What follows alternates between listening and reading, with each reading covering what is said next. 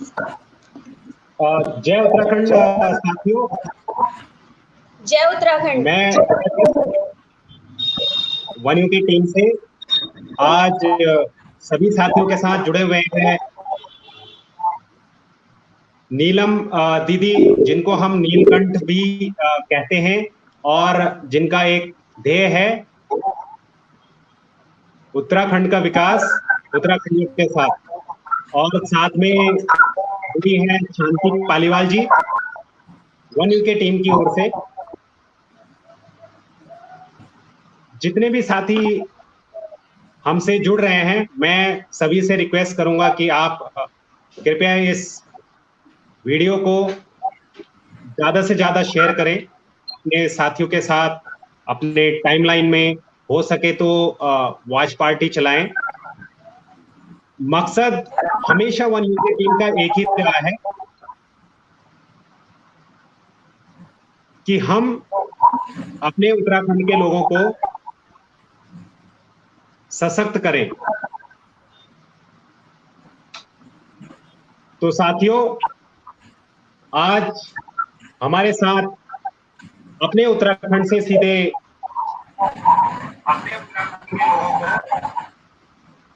नीलकंठ दीदी, नीलम दीदी जुड़ी हुई हैं। तो स्वागत है दीदी आपका हमारा आज वन यू के टीम की चर्चा में। धन्यवाद। जय उत्तराखंड भाई अजय बिष्ट भाई और शांति पालीवाल जी। जय उत्तराखंड। मेरे सभी भाई और बहनों जो भी फेसबुक लाइव से जुड़े हैं, उन सब के लिए हर हर महादेव। जय उत्तराखंड। जय उत्तराखंड मैम। और मैम, इससे पहले हम आगे शुरुआत करें तो आप एक अपना छोटा सा इंट्रोडक्शन, ताकि हमारे जितने भी व्यूअर्स हैं, साथी हैं, वो भी आपके बारे में जान सके और जो आपका बेसिकली उद्देश्य रहा है, किस तरीके से आप मेहनत कर रहे हैं केवल और केवल एक मकसद के साथ कि हमें उत्तराखंड का विकास करना है और जिसमें हमारे साथ हमारे उत्तराखंड के लोग ही रहेंगे। तो आइए जानते हैं नीलम दीदी के बारे में। जी दीदी। हाँ, मेरा नाम नीलम सिंह नेगी नीलकंठ है। मैं बीरोखाल की तल डोमेला की बेटी हूँ और नेगी फैमिली की मैं बेटी हूँ। पैदाइशी मेरी दिल्ली में हुई, वहीं एजुकेशन हुई, वहीं शादी और बाकी की ज़िंदगी। मैं 53 साल की उम्र की हो चुकी हूँ। पिछले 2.5 साल से वैसे तो मैं पिछले 24 सालों से समाज से अपनी सेवा देती आई हूँ एज ए वॉलंटियर। कई छोटी और बड़ी संस्थाओं में, फाउंडेशंस में मैंने काम किया है अपनी सेवा। और पिछले 2.5 साल से ही मैं अपने उत्तराखंड के लिए अपनी सेवा देने के लिए आ चुकी हूँ। अब मैं आप सभी से सिर्फ यही आशीर्वाद चाहती हूँ, मार्गदर्शन चाहती हूँ कि जो मैं सेवा कर रही हूँ, कहीं कोई त्रुटि रहे तो प्लीज मेरा मार्गदर्शन करें ताकि मैं अपनी सेवा पूरी दे पाऊँ। धन्यवाद। जी साथियों, जैसा आपने देखा, मतलब आप सभी का आशीर्वाद, आप सभी का सहयोग चाहिए और हम सभी साथी मिलके जुड़ के डेफिनेटली एक जो सकारात्मक परिवर्तन, केवल ये वन यू के टीम का उद्देश्य नहीं, ध्येय नहीं, बल्कि हमारी विचारधारा भी इस तरीके से है कि हम एक दूसरे को सशक्त करें। और हमारा फर्स्ट प्रायोरिटी ये रहती है कि जानकारी एक ऐसा माध्यम है, अगर हमारे पास जानकारी होती है तो हम एक दूसरे को सशक्त कर पाते हैं। और जानकारी ना होने की वजह से कई बार हमें बहुत सारी समस्याओं का सामना करना पड़ता है। तो आज का ये चर्चा हम शुरू करते हैं नीलकंठ दीदी के साथ। तो दीदी, जैसा हमारा ये आज की चर्चा है कि उत्तराखंड में प्राकृतिक संसाधनों को लेकर उत्तराखंड में स्वरोजगार। जी। तो प्राकृतिक संसाधनों से आपका क्या तात्पर्य है और उत्तराखंड में ऐसे कौन कौन से प्राकृतिक संसाधन हैं जिनसे हम स्वरोजगार कर सकते हैं? अ, मेरा सबसे पहला ये है कि जो हमने कहा कि प्राकृतिक संसाधन, ये प्राकृतिक संसाधन फल-फूल हैं, पेड़-पौधे हैं और जैसे रेशे हैं, प्राकृतिक रेशे हैं, अमूमन यहाँ तक कि मिट्टी भी है। जो भी चीज़ें हमें अवेलेबल हैं, जो कुदरत ने हमें, प्रकृति ने हमें गिफ्ट दे रखी है, एक तरह से तोहफे में दिए हैं, उन चीज़ों को हम सही से इस्तेमाल करें, सिलसिलेवार इस्तेमाल करें और उसी से स्वरोजगार शुरू करें। ज़रूरत नहीं है हमें बहुत सारे पैसों की, हमें ज़रूरत है अपनी कर्मठता की, एकजुटता की, ताकि हम जो भी फ्री ऑफ कॉस्ट हमें प्रकृति ने दिया है, निःशुल्क दिया है, उसका सही से उपयोग करें, उनकी चीज़ें बनाएँ और मार्केट में अपना नाम आगे बढ़ाएँ। और जैसे मैम आपने बताया कि प्राकृतिक संसाधन उत्तराखंड में यहाँ की मिट्टी भी प्राकृतिक संसाधनों में से है, और बहुत अच्छा आपने ये बात रखी जानने के लिए कि हमारे पास जो नेचुरल रिसोर्सेज हैं, उत्तराखंड में नेचुरल रिसोर्सेज किस किस तरीके से हैं और किस किस क्षेत्र में हम इसमें काम कर सकते हैं। और बहुत तरीके से आपने मतलब हम तो खैर बातचीत करते रहते हैं इस संबंध में, कई बार आपसे भी चर्चा होती रहती है, लेकिन हमारे साथी जो हैं सभी ये जानना चाहेंगे कि आप इस क्षेत्र में कब से कार्य कर रहे हैं और सरकार की ओर से जो हमारे प्राकृतिक संसाधन हैं, सरकार की ओर से क्या इनमें किसी प्रकार का सपोर्ट है? हाँ, मैं आपको बताना चाहूँगी। मैं पिछले 2.5 साल से उत्तराखंड के लिए काम कर रही हूँ, सेवा दे रही हूँ, जी। काम नहीं कर रही हूँ, मैं सेवा दे रही हूँ। और पिछला 1 साल मेरा ये 2.5 साल से शुरुआत का क्या है, बीरोखाल ब्लॉक में थी मैं, बैजरो, सिउसी और बीरोखाल में। तो यहाँ पर मैंने गाँव में जाके लोगों से परिचित हुई, लोगों को एकजुट होके खेती करने के बारे में या सब्जियों की 2 लेयर, 3 लेयर के बारे में जानकारी दी कि एक ही खेत में हम कम जगह पे 3 तरह की सब्जियों को कैसे उत्पादन कर सकते हैं और वैसे जी। हम आर्थिक हमारी सुदृढ़ हो चुकी है। बाकी रह गई बात सरकार की तरफ से, तो सरकार की तरफ के बहुत सारे फायदे हैं। आपने देखा होगा हमारी जो सरकार है, यदि हम मुँह खोल के कहें कि जी कुछ नहीं कर रहे, ऐसा कुछ नहीं है। मेरा ये पहला व्यक्तिगत अनुभव रहा है जानकारी में कि भई सरकार ने इतनी सारी योजनाएँ रखी हैं, हमें ज़रूरत है उन योजनाओं के करीब जाने की। संबंधित लोगों से हमारा टच होना चाहिए, चाहे वो ब्लॉक के हों, चाहे हमारे पंचायत प्रणाली के हों, चाहे हमारे प्रधान हों। कई जगह ऐसे देखने को भी मिला है कि जानबूझ के जो पदासीन लोग हैं जो योजनाएँ चलाते हैं उनकी तो बिल्कुल क्लियर होती है, ट्रांसपेरेंस होती है बिल्कुल। साफ होता है कि वो चाहते हैं कि ज़्यादा से ज़्यादा लोगों को इस चीज़ का फ़ायदा मिले, क्योंकि योजनाएँ वो चला रहे होते हैं। पर बीच में बहुत सारे भाई-बहन ऐसे भी हो जाते हैं जो अपने मात्र छोटे से फ़ायदे के लिए या ये इग्नोर मार देते हैं कि अरे ये क्या करेंगे? इनको बता भी दिया तो ये लोग नहीं इस्तेमाल करेंगे। तो कई बार ऐसी अंडरस्टैंडिंग भी हो जाती है जिसकी वजह से सरकारी योजनाओं का लाभ या जानकारी हमारे भाई-बहनों तक पहुँच नहीं पाती और यहाँ ज़रूरत है जी। एकजुट होके हमें जागरूक होने की। हमें खुद पहल करनी पड़ेगी डिपार्टमेंटल से कि कौन-कौन सी योजनाएँ हैं, क्योंकि यहाँ पर हर बार योजनाएँ आती हैं। अभी कुछ सालों पहले यहाँ पर एक क्वाद की योजना आई थी, क्वादे की। वो इतना ज़्यादा मात्रा में डिमांड थी कि हमारे पहाड़ तक तो वो आई नहीं। वो तो गुजरात से पूरी हो गई, बताइए। वो जबकि क्वादा हमारे पहाड़ का और बिहार का भी है। जो हमारा उगाया हुआ क्वादा है वो ज़्यादा जैविक है। यहाँ के वातावरण का फ़र्क है, पानी का फ़र्क है, पर वो यहाँ पूरा नहीं हुआ।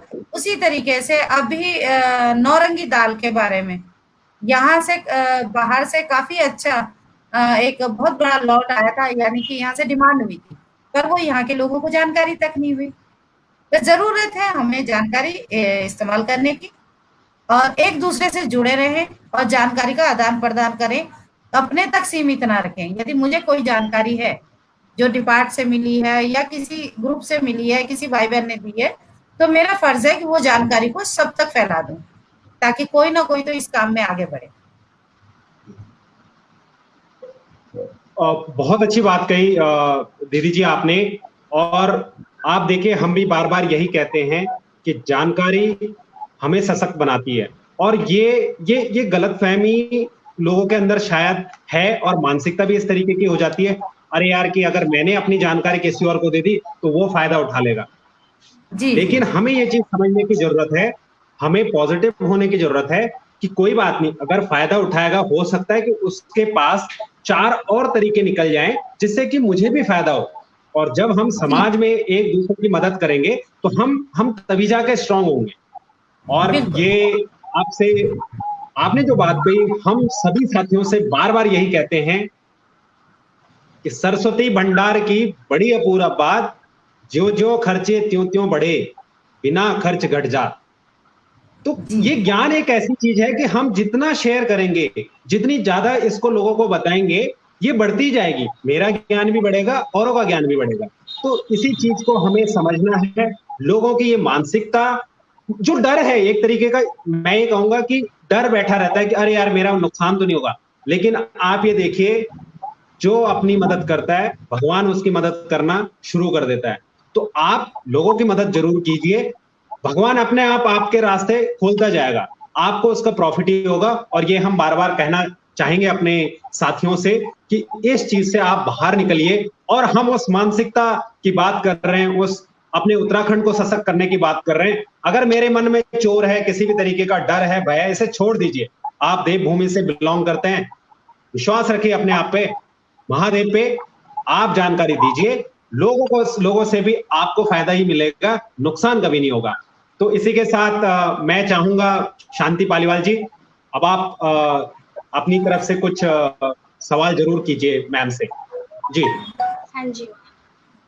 मैम, मेरा अगला सवाल ये है कि आज की डेट में लाखों लोग उत्तराखंड वापस आए हैं, तो उनके लिए किस तरह से रोजगार के अवसर उपलब्ध हो सकते हैं?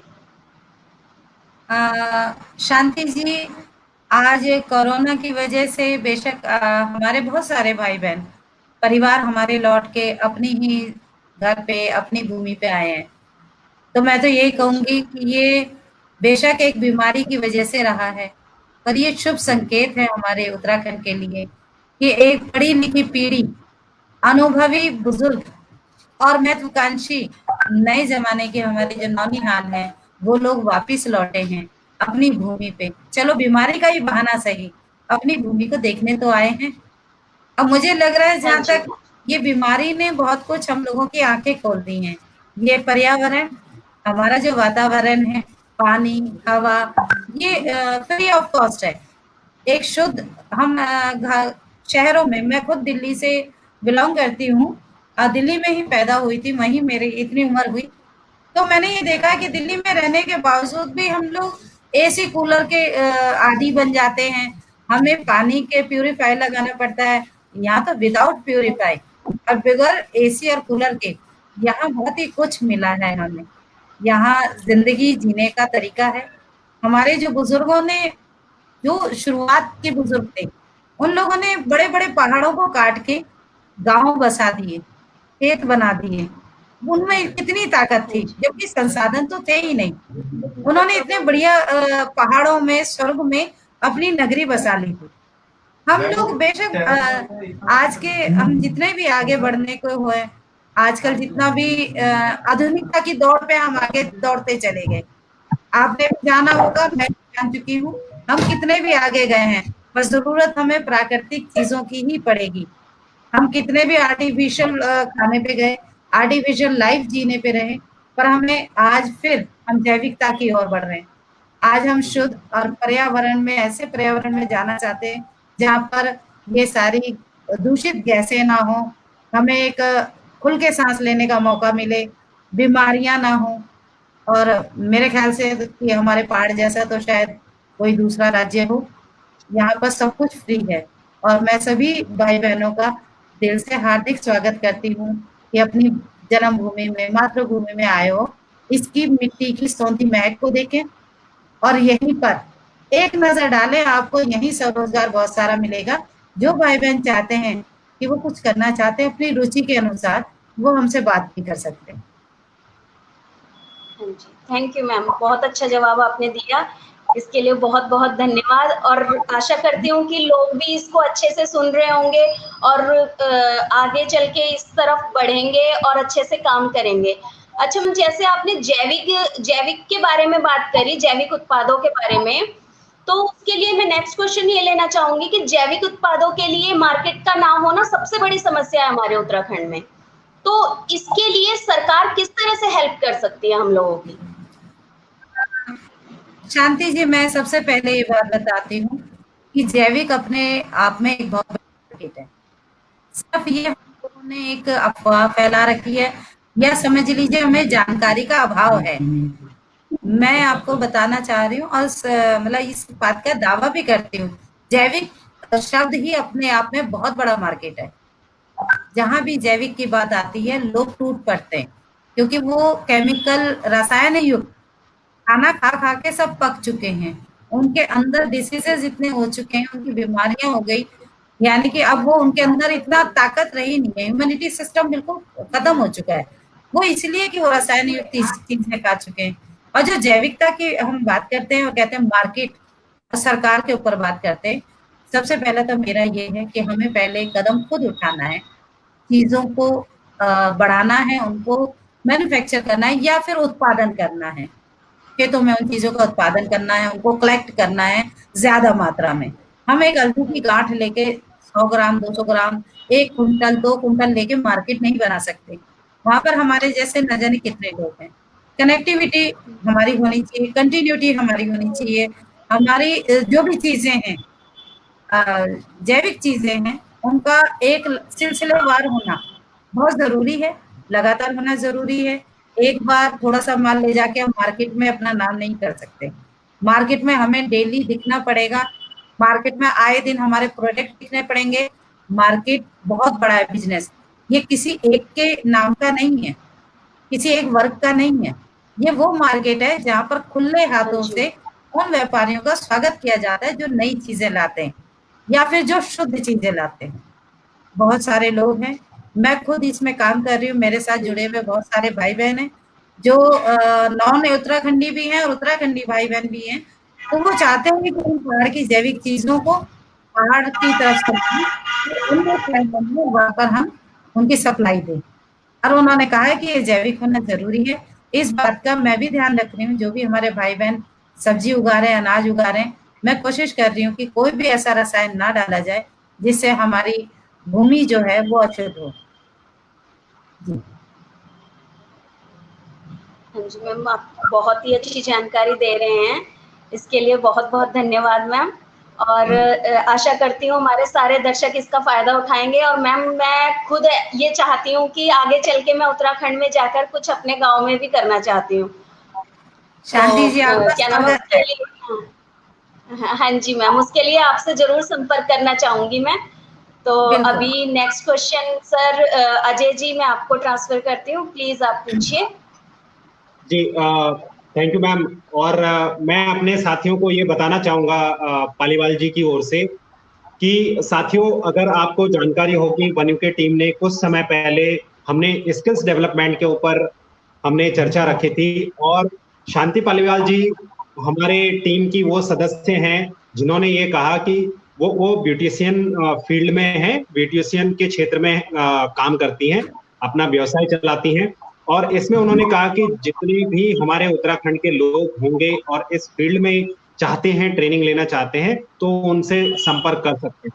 तो वो मैं केवल ये आपका एक छोटा सा इंट्रोडक्शन था, माफी चाहूंगा मैं पहले नहीं दिया। तो कोई बात मैम, नहीं सर, जैसे उसके साथ कंटिन्यू करना चाहूंगा मैम, जैसे अभी आपने बहुत अच्छी बातें बताई कि जैविक उत्पादों के लिए हमारा समस्या क्या है, किस तरीके से हमें मतलब पेस्टिसाइड्स या वो नहीं यूज करने चाहिए, क्योंकि खेतों को भी नुकसान जरूर होता है उससे, इसमें कोई दो राह नहीं है। उसका मैम, आज की डेट में मतलब आप काफी समय से इस फील्ड में काम कर रही हैं, और मैं अपने साथियों को ये बताना चाहूंगा कि आप लोग अलग अलग क्षेत्र में चाहे वो इवन मशरूम में भी आपने बहुत लोगों को ट्रेनिंग दी है जगह जगह जाके, और जो आपने मतलब जो मेरा सवाल होगा उसी से संबंधित होगा कि आप अभी तक इस क्षेत्र में उत्तराखंड में कितने लोगों को ट्रेन कर चुकी हैं और जो ट्रेनिंग भी दी तो किस किस फील्ड में दी है? अभी मैं सबसे पहले एक दो चीजें क्लियर कर देती हूँ अपनी आदत के अनुसार कि प्लीज आप जी लोग मुझे मैम ना कहें, मुझे नीलम दीदी या नीलकंठ कहें तो मुझे अच्छा लगेगा, अपनापन लगेगा, क्योंकि हम सभी जी जी उत्तराखंडी हैं और दीदी भूली वाला हमारा रिवाज है, तो हम इसको फॉलो पहले करें प्लीज। तो अब आती है बात कि जब मेरा यहाँ आने का मकसद क्या था कि मैं उत्तराखंड के लिए ही पोस्ट लिखा करती थी, कई जगह डिस्कशन चलते रहते थे। मुझे यहाँ लाने का श्रेय ठाकुर सुंदर सिंह चौहान जी हैं, सतपुली में चौहान क्रैशर है, चौहान लॉज है उनका। उन्होंने अपने एक प्रोग्राम में मुझे इनवाइट किया था, फर्स्ट टाइम मैंने स्टेज पकड़ा उत्तराखंड के नाम पे। एक्चुअली मैं आज तक कोशिश करती हूँ कि लाइव ना आऊँ, स्टेज पे ना आऊँ। मैं एकदम जिन गड़े बोलती है ना कि धुला, यानी केचुए की तरह मैं काम करना चाहती हूँ जमीन के अंदर रह के। मैं सोचती हूँ कि मैं अपनी सेवा से उस काम को फलीभूत करूँ, उस काम में अपनी जान लड़ा दूँ, जो मैं मेरा जो सोच है उसको आगे बढ़ाऊँ। वो कहीं भी मंचों पे खड़ा होना, लाइव आना मेरा मिशन नहीं है। मेरा मिशन ये नहीं है कि लोग मेरे को मेरी शक्ल से या एक काम से जाने। मेरा मिशन ये है कि एक छोटा-छोटा बच्चा भी जब मैं उसके गाँव जाऊँ तो उसे ऐसा लगे कि हाँ, अरे ये तो हमारे गाँव की है, ये तो हमारे ही साथ की है। और फ़ील ना हो, उन्हें गलत ऐसे लगे ना अलगपन। तो इसलिए मैं कोशिश करती हूँ ज़मीन के अंदर रह के काम करने की। और अब यहाँ बात करते हैं कि हम जब अपने मशरूम का हमारा ठाकुर सुंदर सिंह चौहान जी ने बुलाया था, इसी प्रोग्राम में मुझे एक बहन सुन रही थी, उनका नाम था रोशनी पांडे जी। मैं कुछ नाम इसलिए लेना चाहती हूँ कि शुरुआती जर्नी इन्होंने करवाई। तो रोशनी पांडे जी पाताल गांव है एकेश्वर ब्लॉक में, जहाँ एकेश्वर मंदिर है शिव जी महादेव का, एगासर भी बोलते हैं वहाँ। वहाँ की थी, उन्होंने मुझे बुलाया था और कहा, मेरे को फ़ोन करती थी जब मैं दिल्ली में थी कि अरे नीलम जी आपने कहा था कि स्वरोजगार होता है, यहाँ पर बहुत सारे हैं, आप तो दिल्ली चली गई हो, आप बताती हमें कि क्या-क्या रोजगार है, क्या-क्या हम क्या कर सकते हैं। तो मैं वापस पहाड़ आई, उनसे मिली, उनके गाँव में मिली, उन्होंने वेलकम करा और उनके गाँव में आके फिर मैंने उनसे कहा आपकी इच्छा क्या है? क्या करना चाहती हैं? बोला आप क्या करवाना चाहती हैं? मैंने कहा जी मेरे पास तो बहुत सारे संसाधन हैं, बहुत सारी बातें हैं, आप अपनी रुचि बताइए। तो उन्होंने कहा था कि मशरूम का काम मैंने एक बार पहले भी किया था। तो मैंने कहा बंद क्यों करा आपने? करा और बंद क्यों कर दिया? बोला बस ऐसे ही मार्केट-वार्केट कुछ खास नहीं किया, थोड़ा बहुत हुआ, किसी ने ज़्यादा ध्यान नहीं दिया। तो मैंने कहा ठीक है, मैं आपके काम को आपके ही नाम से आगे करती हूँ और आपके साथ और लोगों को भी मैं कोशिश करती हूँ कि मैं जागरूक कर पाऊँ। तो मैंने वही काम किया, मैंने मशरूम के लिए लोगों को जागरूक किया। 2.5 महीने में रोशनी पांडे समेत 3 और लोगों ने मुझ पे यकीन किया। लगातार एक ही गाँव में 2.5 महीने रही, उन्हीं के साथ बैठी रही, बातें करती रही, गाँव-गाँव जाती रही। सिर्फ 4 लोगों ने यस करा 2.5 महीने में और आज 90 लोग हमारे पूरे हो चुके हैं। आज सुबह ही बैगिंग हुई है हैलीसैंड में, त्रिपाली जी सैंड जगह है, वहाँ पर हमारे मास्टर जो हैं, मशरूम के मास्टर हैं, वो अब मुकेश चंद भाई मास्टर ट्रेनर हैं, वही अभी ट्रेनिंग देके आए हैं और मुझे बड़ी खुशी होती है कि धीरे-धीरे ये जो हमने जन जागृति करी है, ये जो लॉ लगाई है, लोगों के दिल में अब उसकी हल्की-हल्की गर्माहट आने लगी। लोग जागृत हो रहे हैं, हमें खुद संपर्क कर रहे हैं। पहले हमें लगातार मैं यकीन मानिए 9 महीने बहुत थक गई थी क्योंकि मैं शहर की थी और पहाड़ में चढ़ना-उतरना ज़रा कम आदत थी। पर कई गाँव में गए, थक भी गई, चिढ़ भी गई कई बार और थक के मैं जाती थी और काफ़ी लोग भी धीरे-धीरे आज ये रिज़ल्ट है कि अब लोग हमें फ़ोन करते हैं, कहते हैं जी हमें मशरूम का काम करना है, प्लांट हम शुरू करना चाहते हैं, है ना?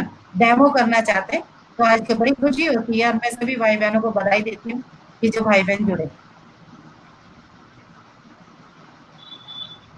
जी मैम ये आपने बहुत अच्छी बात जो आपकी शायद अजय जी मैं मुझे आपकी पूरा साउंड नहीं आ रहा है। हेलो। मेरी आवाज आ रही है? हेलो।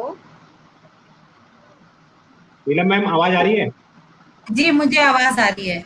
मुझे शांति जी की भी आवाज आ रही है। नहीं सर, शांति जी, मेरे को आवाज नहीं आ रही है। लीड आप एक हटाना काम पड़ेगा आपको। हाँ, आप एक काम कीजिए, मैं माफी चाहूंगा। जो आपकी स्क्रीन पे एक सेटिंग आ रही होगी मोर करके।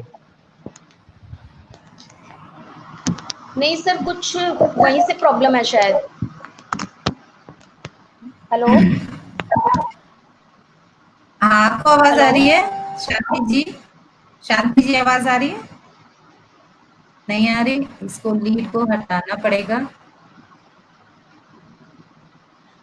आवाज नहीं आ रही मैम, आवाज नहीं आ रही। आवाज नहीं आ रही, लीड को रिमूव करो।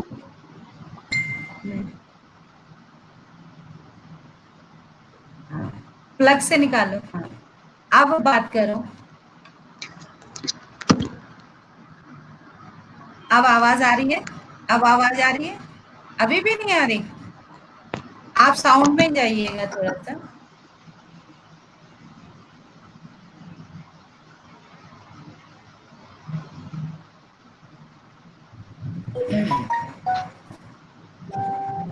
माफी चाहता हूँ, मैं ही खुद बाहर हो गया था शायद।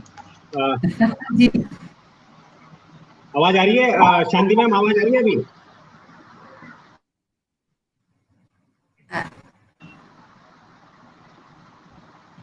अब आ शांति रही है मैम को आवाज? आवाज। लग रहा है साउंड सर प्रॉब्लम हो यहाँ गई से है। भी कोई प्रॉब्लम नहीं है, मेरा माइक ऑन है यहाँ से। आवाज उनकी आ रही है, उनको सुनाई नहीं दे रहा है। अब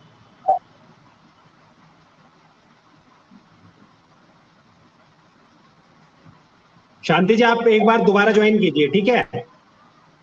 हाँ, एक बार दोबारा ज्वाइन की, बाहर निकलिए। एक एक मिनट।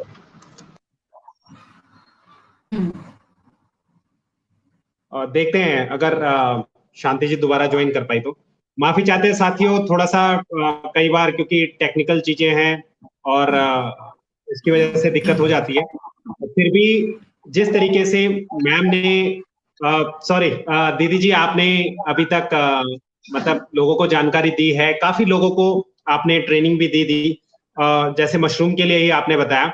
तो मैं आपको एक चीज ये बताना चाह रहा हूँ कि जिस तरीके से मैं व्यूअर्स को ये बताना चाहता हूँ कि दीदी का देखिए सपना क्या है कि आप आगे आइए, कोई दिक्कत नहीं है।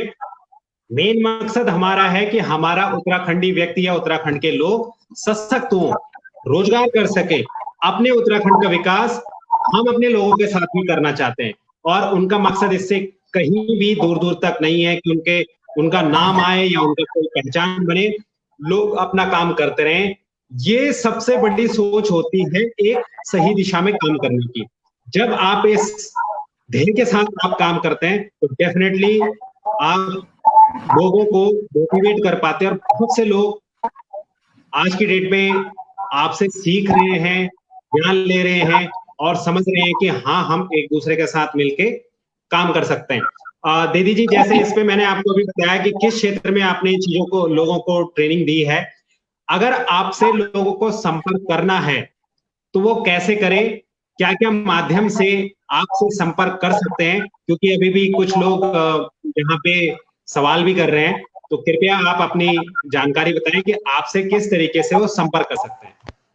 जी जी भाई, एक्चुअली में क्या है कि जो शुरुआत हुई वो मैंने अकेले करी थी दिल्ली से आके। मेरे पहले ही दिन से मुकेश चंद भाई से मेरी मुलाकात हुई, जो आज मास्टर ट्रेनर हैं हमारे मशरूम के। मुकेश चंद भाई और मैं एक ही संस्था से जुड़े हुए और साथ में रहे हम, साथ में रहे। और तो अभी मुकेश चंद भाई एक हमने इकट्ठा होने के बाद जब जब काफी लोग हमारे साथ हो गए तो हमने Pauri Garhwal CSC BL valley स्वयं सहकारिता का एक निर्माण करा। थोड़े दिनों बाद ही, क्योंकि हम चाहते थे कि जो हम कर रहे हैं, जो हम लोगों के बीच में जा रहे हैं, कल वो उत्पादन करेंगे तो हम किस बेस पे मार्केट पे लाएंगे। उसके लिए हमें प्लेटफॉर्म की जरूरत थी, जो हमने शुरू से ही पहले दिन से उसकी तैयारी कर ली थी। हम चाह रहे थे कि एक स्वयं सहकारिता बनाई जाए जिसमें हर नया और पुराना जो भी हैं अनुभवी और नए जानने वाले सभी एक साथ काम करें और एक ही दर्जा सबका हो, एक बराबर ही मिलके काम करें। तो इसमें क्या है, जो हमारे सबसे पहले मैं अपने भाई मुकेश चंद जी का नंबर बताना चाहूंगी। जो भी भाई बहन इसे नोट करना चाहें नोट कर लीजिए। मुकेश चंद भाई हैं 7409950630। मैं एक बार फिर बताती हूँ, 7409950630। ये मुकेश भाई का नंबर है, मुकेश चंद जी। ये मशरूम के मास्टर ट्रेनर है, इनसे संपर्क कर सकते हैं आप। दूसरा नंबर है डबल सिंह राठौर। जो लोग सतपुली के आसपास के हैं या आते हैं, वो मुकेश चंद जी और डबल सिंह राठौर जी से बहुत भली भांति परिचित होंगे। ये एक नाम है, एक चेहरा है। इनका नंबर मैं आपको बताना चाहूंगी, 9759462406। एक बार फिर बताऊंगी, 9759462406। और हमारे ऑफिस का भी एक कॉमन नंबर है कि जो लोग ऑफिस से जानकारी ले सकते हैं, तो वो भी अपना ऑफिस का नंबर भी वो नोट कर लें, 9411379192। दोबारा 9411379192। और मेरा नंबर है 7505571905। 7505571905। ये मेरा कॉन्टेक्ट नंबर है। आप किसी भी नंबर पे आप बात कर सकते हैं। और कोशिश करिएगा, याद रखिए आपकी रुचि क्या है, पहले इस बात पे सोच विचार के तब फोन कीजिएगा। कई बार कई भाई बहन हमें अचानक फोन करते हैं, कहते हैं जी आप बताओ हम क्या करें। ये बड़ा अजीब सा सवाल हो जाता है कि हम कैसे बताएं कि आपको क्या करना है। हम तो ये देखना चाहते हैं कि आप किस क्षेत्र में आपका दिल है। आप अपने शौक को सबसे पहले कीजिए, क्योंकि जो काम अपने दिल से करेंगे, शौक की तरह करेंगे ना, उसमें ज्यादा कामयाब हो जाएंगे। जी और जी मैम, बहुत अच्छा आपने बताया। आपने हर व्यक्ति के ऑलमोस्ट नंबर शेयर किए हैं, और काफी साथी हम लोगों से भी बार बार पूछते हैं कि मतलब इसमें मुझे क्या करना है, किस तरीके से करना है। तो ये मैं अपने साथियों को बताना चाहूंगा। देखिए क्या है, आपसे बेहतर आपका क्षेत्र, आपकी जानकारी या आपका इंटरेस्ट और कोई नहीं बता सकता। मार्केट कहाँ है, डिमांड आपके क्षेत्र में किस तरीके की है, ये पहले आपको खुद रिसर्च करनी पड़ेगी। अगर आपको काम करना है तो पहले कुछ तो मेहनत करनी पड़ेगी। कोई भी आपको, मैं आपको, देखिए हो सकता है किसी व्यक्ति को ये बुरा भी लगे, लेकिन जीवन में ये जरूर देखना, हमें कभी भी इतना 100% मतलब डिपेंडेंसी कभी नहीं रखनी है लाइफ में किसी के साथ। अपने प्रयास खुद करने हैं। वहां पे आपको कहीं पे भी मिलेगा, एक सपोर्ट जरूर मिलेगा, चाहे वो टीम की तरफ से कोई भी साथी अगर आपकी मदद करेगा तो एक सपोर्ट के तौर पे करेगा। वो आपको आगे चल के कंधे पे बिठा के नहीं लेके जाएगा। आपको ऊपर खुद चढ़ना है। थोड़ा सा पुश की जरूरत होगी, जानकारी की जरूरत होगी, कहीं पे मदद की जरूरत होगी तो दूसरा व्यक्ति जरूर करेगा। आप ये मान लीजिए, वहां पे कहीं पे आपके रिसोर्सेज की कमी पड़ती है, जानकारी की कमी पड़ती है, आप डेफिनेटली अपने क्षेत्र में उस जानकारी को पाने के लिए टीम से भी संपर्क कर सकते हैं। और जैसे नीलम दीदी ने बताया कि उनसे, उन्होंने नंबर शेयर कर रखे हैं, आप उनसे संपर्क कर सकते हैं। तो शांति जी, आप हमें सुन पा रहे हैं अभी? हाँ जी सर, हाँ जी, सुन पा रही हूँ। तो मैम आप आगे का आप कंटिन्यू कर सकते हैं। हाँ जी मैम, धन्यवाद, आपने इतने नंबर हम लोगों से शेयर किए। आशा करती हूँ सभी लोग इन सब नंबरों को नोट कर रहे होंगे और इनका लाभ उठाएंगे।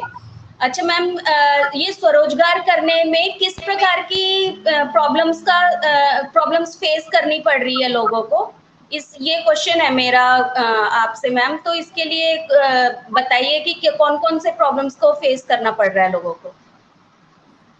जहाँ तक मेरा पर्सनल अपना व्यक्तिगत अनुभव है कि मुझे नहीं लगता कि हमें कोई प्रॉब्लम फेस करनी पड़ती है। देखिए, संघर्ष हमारी ज़िंदगी का एक उसूल है। जो इंसान संघर्षों से जीता है, वही जीत पाया है हर चीज़ों से। कोई भी चीज़ बैठे-बिठाए नहीं मिल रही, कोई भी डिपार्टमेंट या कोई भी सहयोगी, यहाँ तक कि हमारे अपने परिवार वाले भी, बगैर हमारे काम किए वो भी मदद नहीं करेंगे, वो भी हमारा हाथ पकड़ के आगे नहीं करेंगे। ये मेरा पहला है और बिल्कुल। दूसरा यहाँ पर कभी भी स्वरोज़गार के लिए कहीं कोई परेशानी नहीं आई है। आप कहीं भी किसी से भी कोई जानकारी लेते हैं, ज़्यादातर लोग जानकारियाँ शेयर करते हैं एक-दूसरे से। अब मेरा ये मानना है कि मुझे नहीं लगा कि कहीं भी कोई दिक्कत आती है। हाँ, ये है आपके पास बहुत बड़ा स्कीम है, यानी आप कोई भी काम बहुत बड़े क्षेत्र में करना चाहते हैं तो उसके लिए पैसे की प्रॉब्लम है। तो हमने शुरुआत में यही कहा है कि कम से कम राशि में और कुछ काम तो ऐसे हैं कि जिसमें पैसे की ज़रूरत ही नहीं पड़ेगी। जैसे मैं आपको अभी हाल में बताती हूँ, भीमल एक रेशा होता है, ये सभी जानते हैं उत्तराखंडी भाई-बहन। भीमल एक शहतूत की प्रजाति का पेड़ है जो हमारे पहाड़ों में बहुत आयात में होता है और वो चारे के काम आते हैं जिनकी पत्तियाँ। वो भीमल के टहनियाँ पहले से ही उसके रेशे बनाए जाते थे जिसको बोलते हैं जूड़ा, हाँ जी, यानी हाँ जी, रस्सियाँ बनाई जूड़ा, जाती हाँ। थी।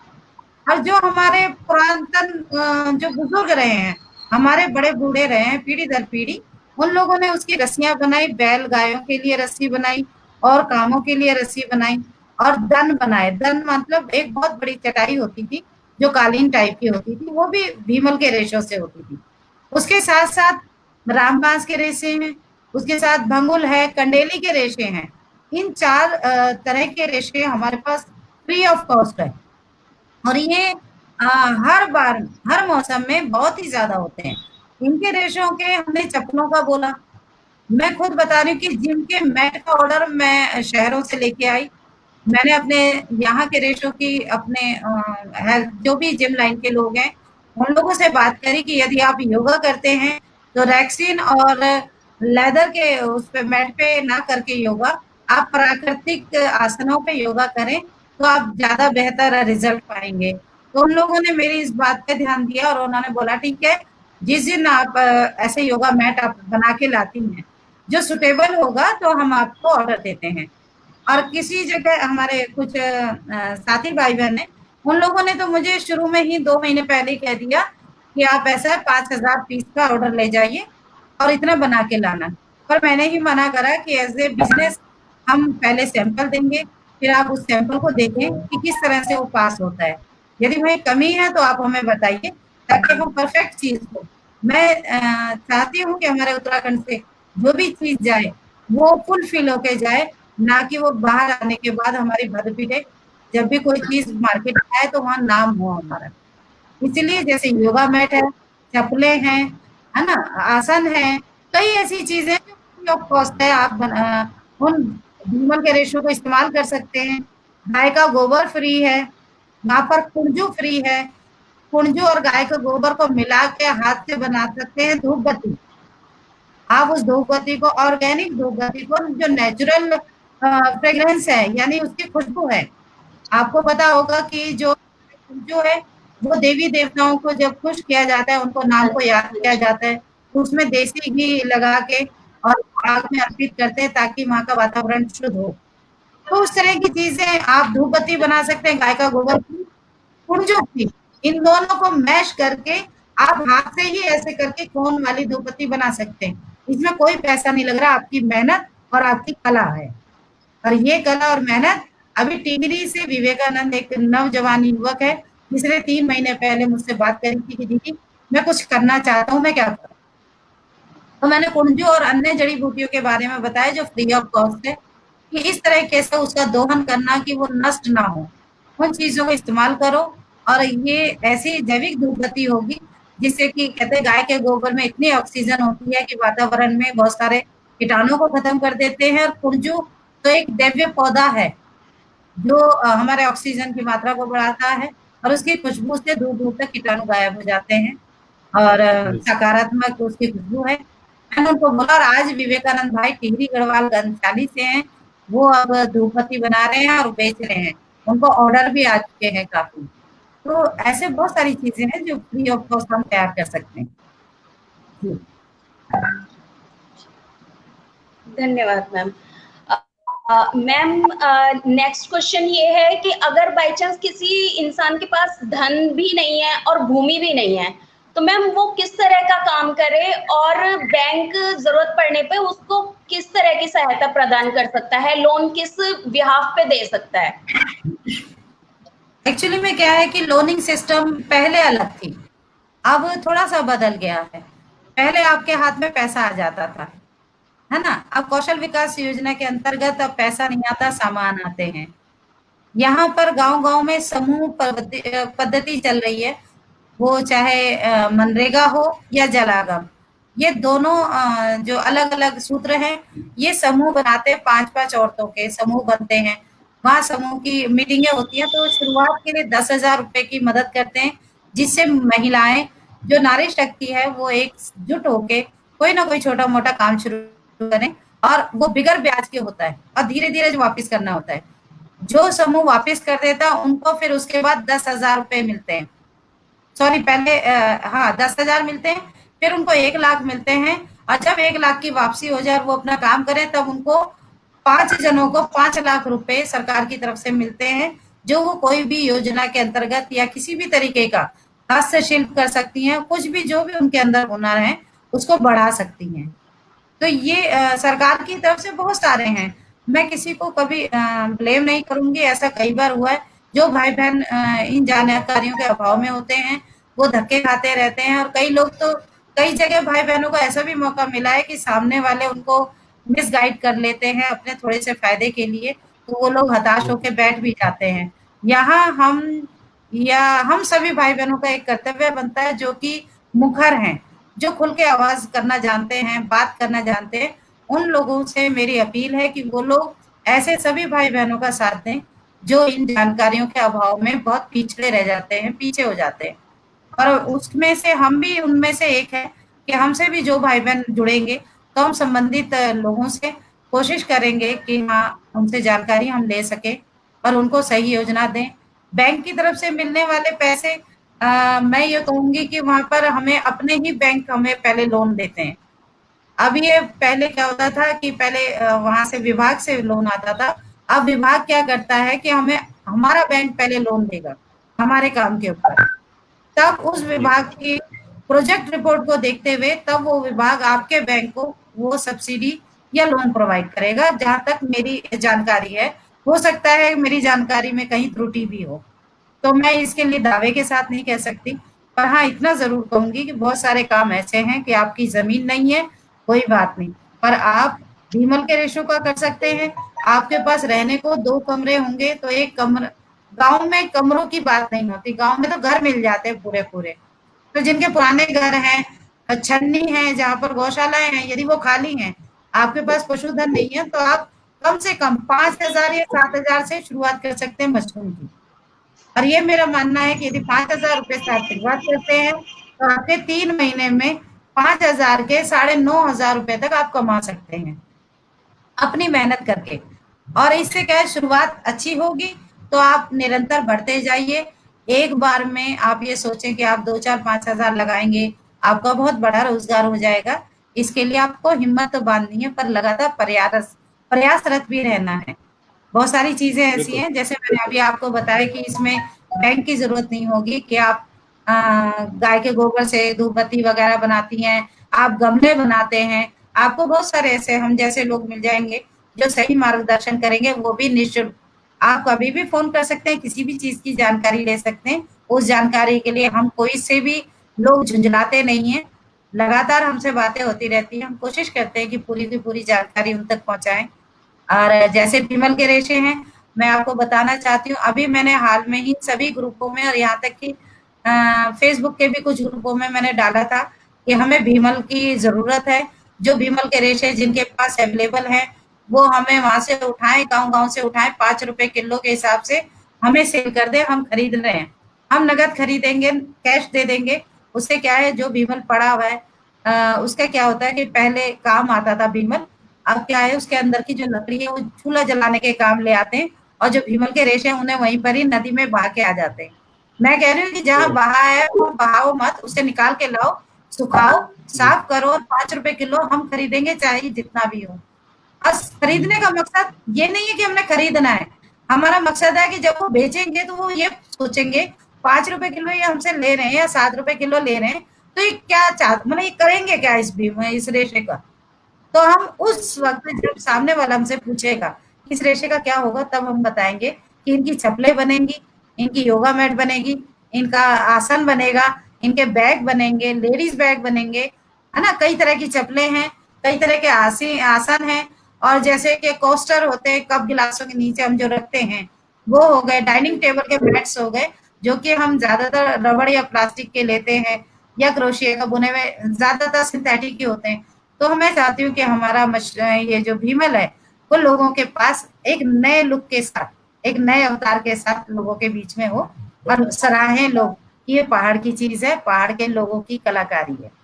जी बहुत अच्छा बता रही हैं मैम आप। ये भीमल के बारे में मैंने खुद भी जब गर्मियों की छुट्टियों में गांव जाते थे तो क्या नाम है, मैंने खुद रेशे निकाले हुए हैं उससे। उसकी लकड़ी को जो है क्याड़े बोलते थे, क्याड़े। जी जी क्या, हाँ है ना। जी हाँ, क्याड़े बोलते थे। तो वो आग जलाने के काम आती थी।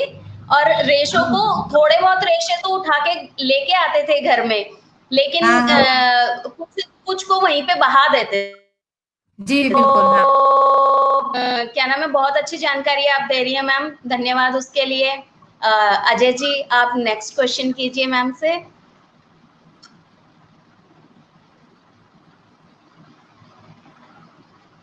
हेलो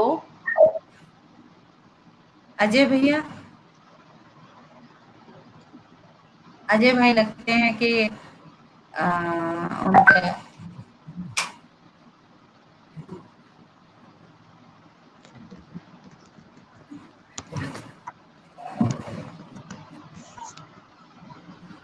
हेलो जी, चलिए जब तक कि अजय भैया सामने आते हैं तब तक मैं कुछ बातें वैसे ही हेलो शुरुआत करती हूँ बताने की। जी, आपको मेरी आवाज आ रही है शांति जी? मैम, साउंड फिर से चला गया। ओ, तो आप एक बार फिर पहले की तरह आइए, एक बार फिर आइएगा।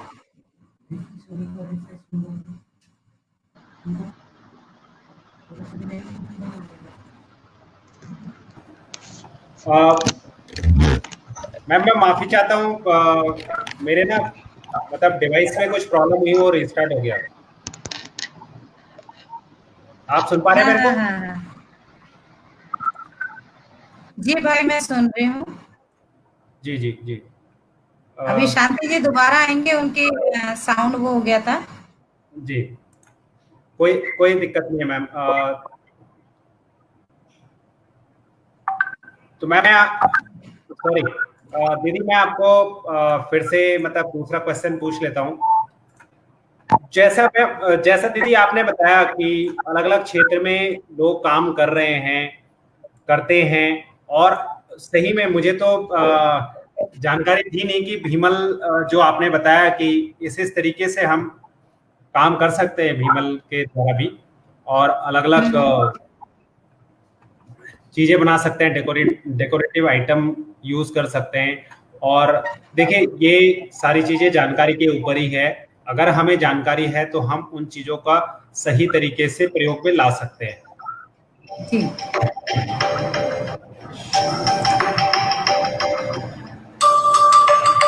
माफी चाहता हूँ।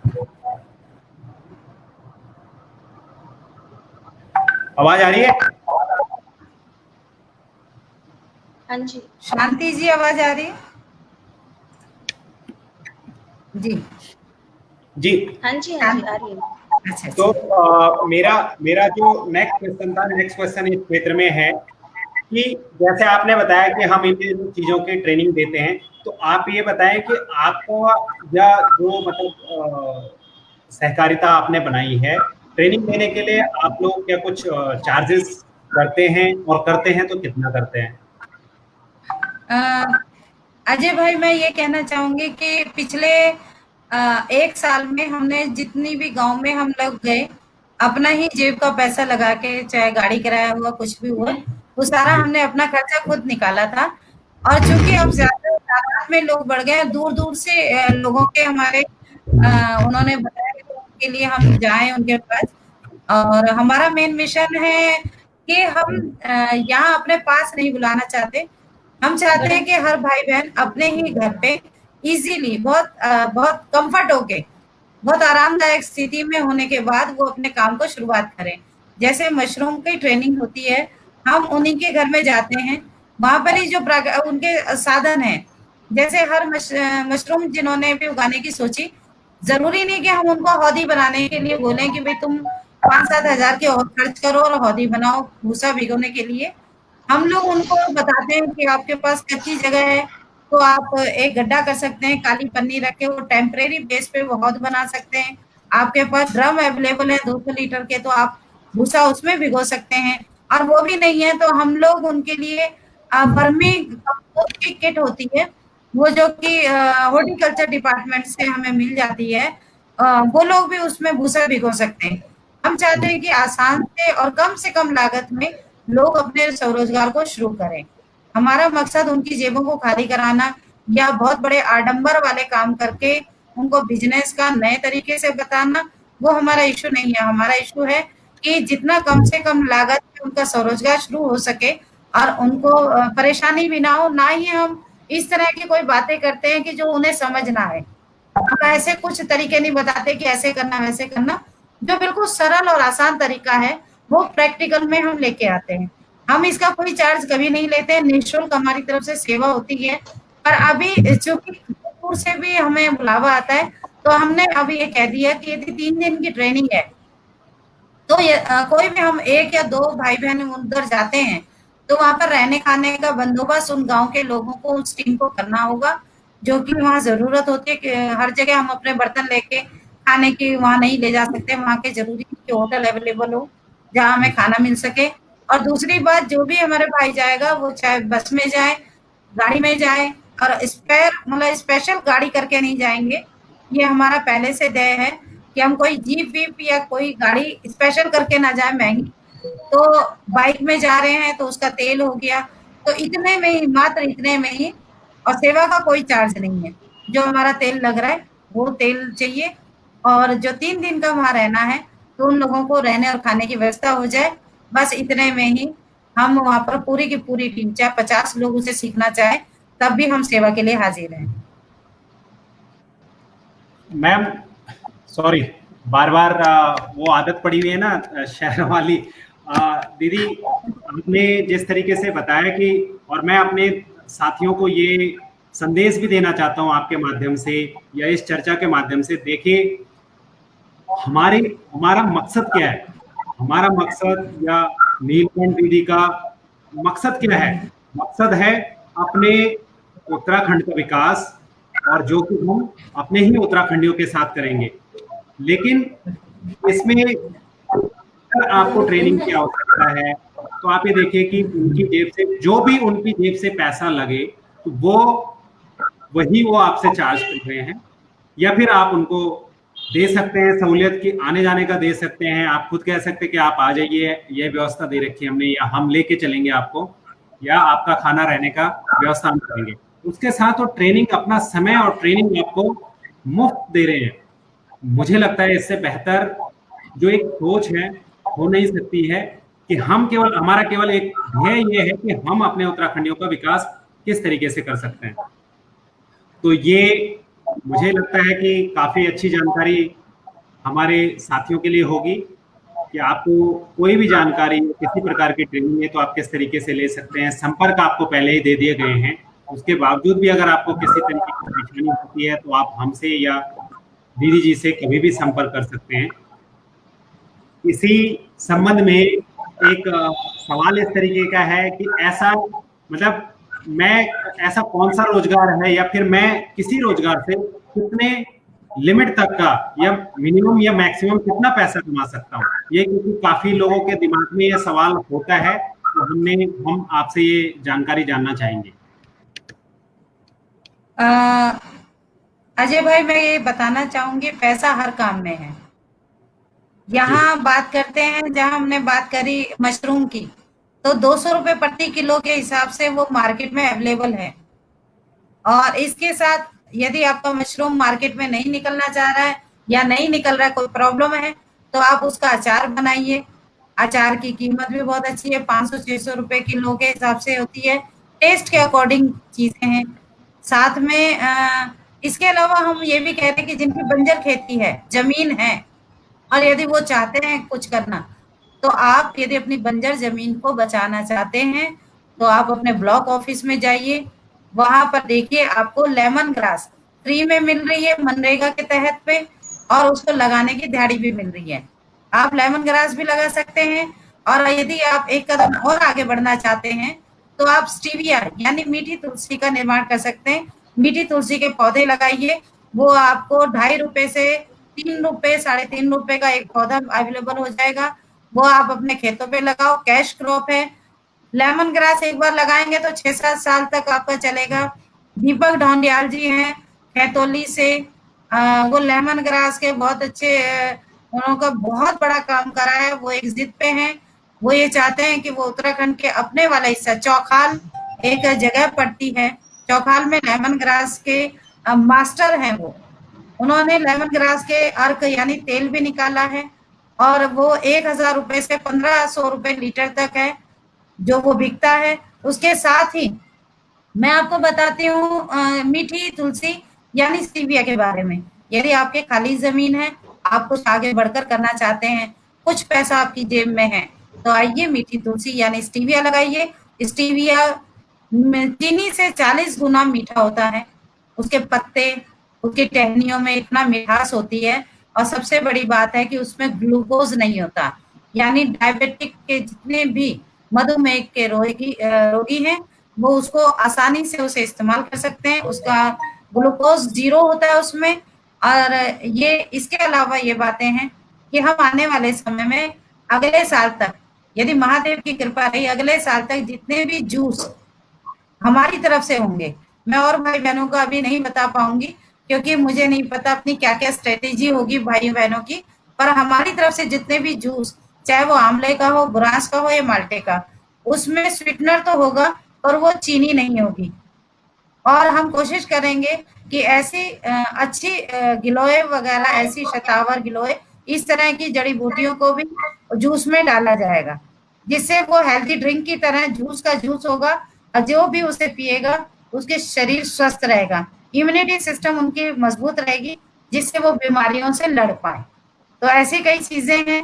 आप लोग अपने रोजगार को शुरू कर सकते हैं।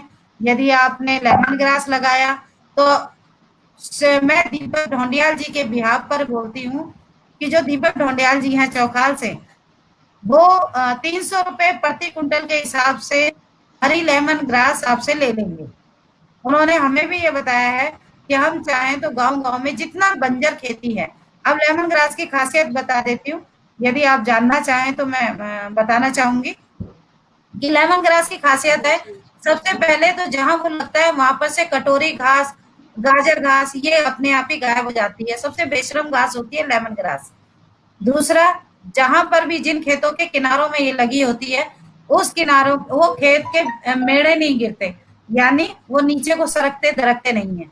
आप इनको कहीं भी लगा सकते हैं, रौला गदना के किनारे लगा सकते हैं, आप रास्ते पे लगा सकते हैं, पगडंडियों पे लगा सकते हैं, गांव के किनारों पे लगा सकते हैं, और अपने खेत पे तो लगा सकते हैं। ये सॉइल बॉन्डिंग होती है, इससे इसकी जड़ पकड़ लेती है मिट्टी को, और ये बहाव को रोक देती है।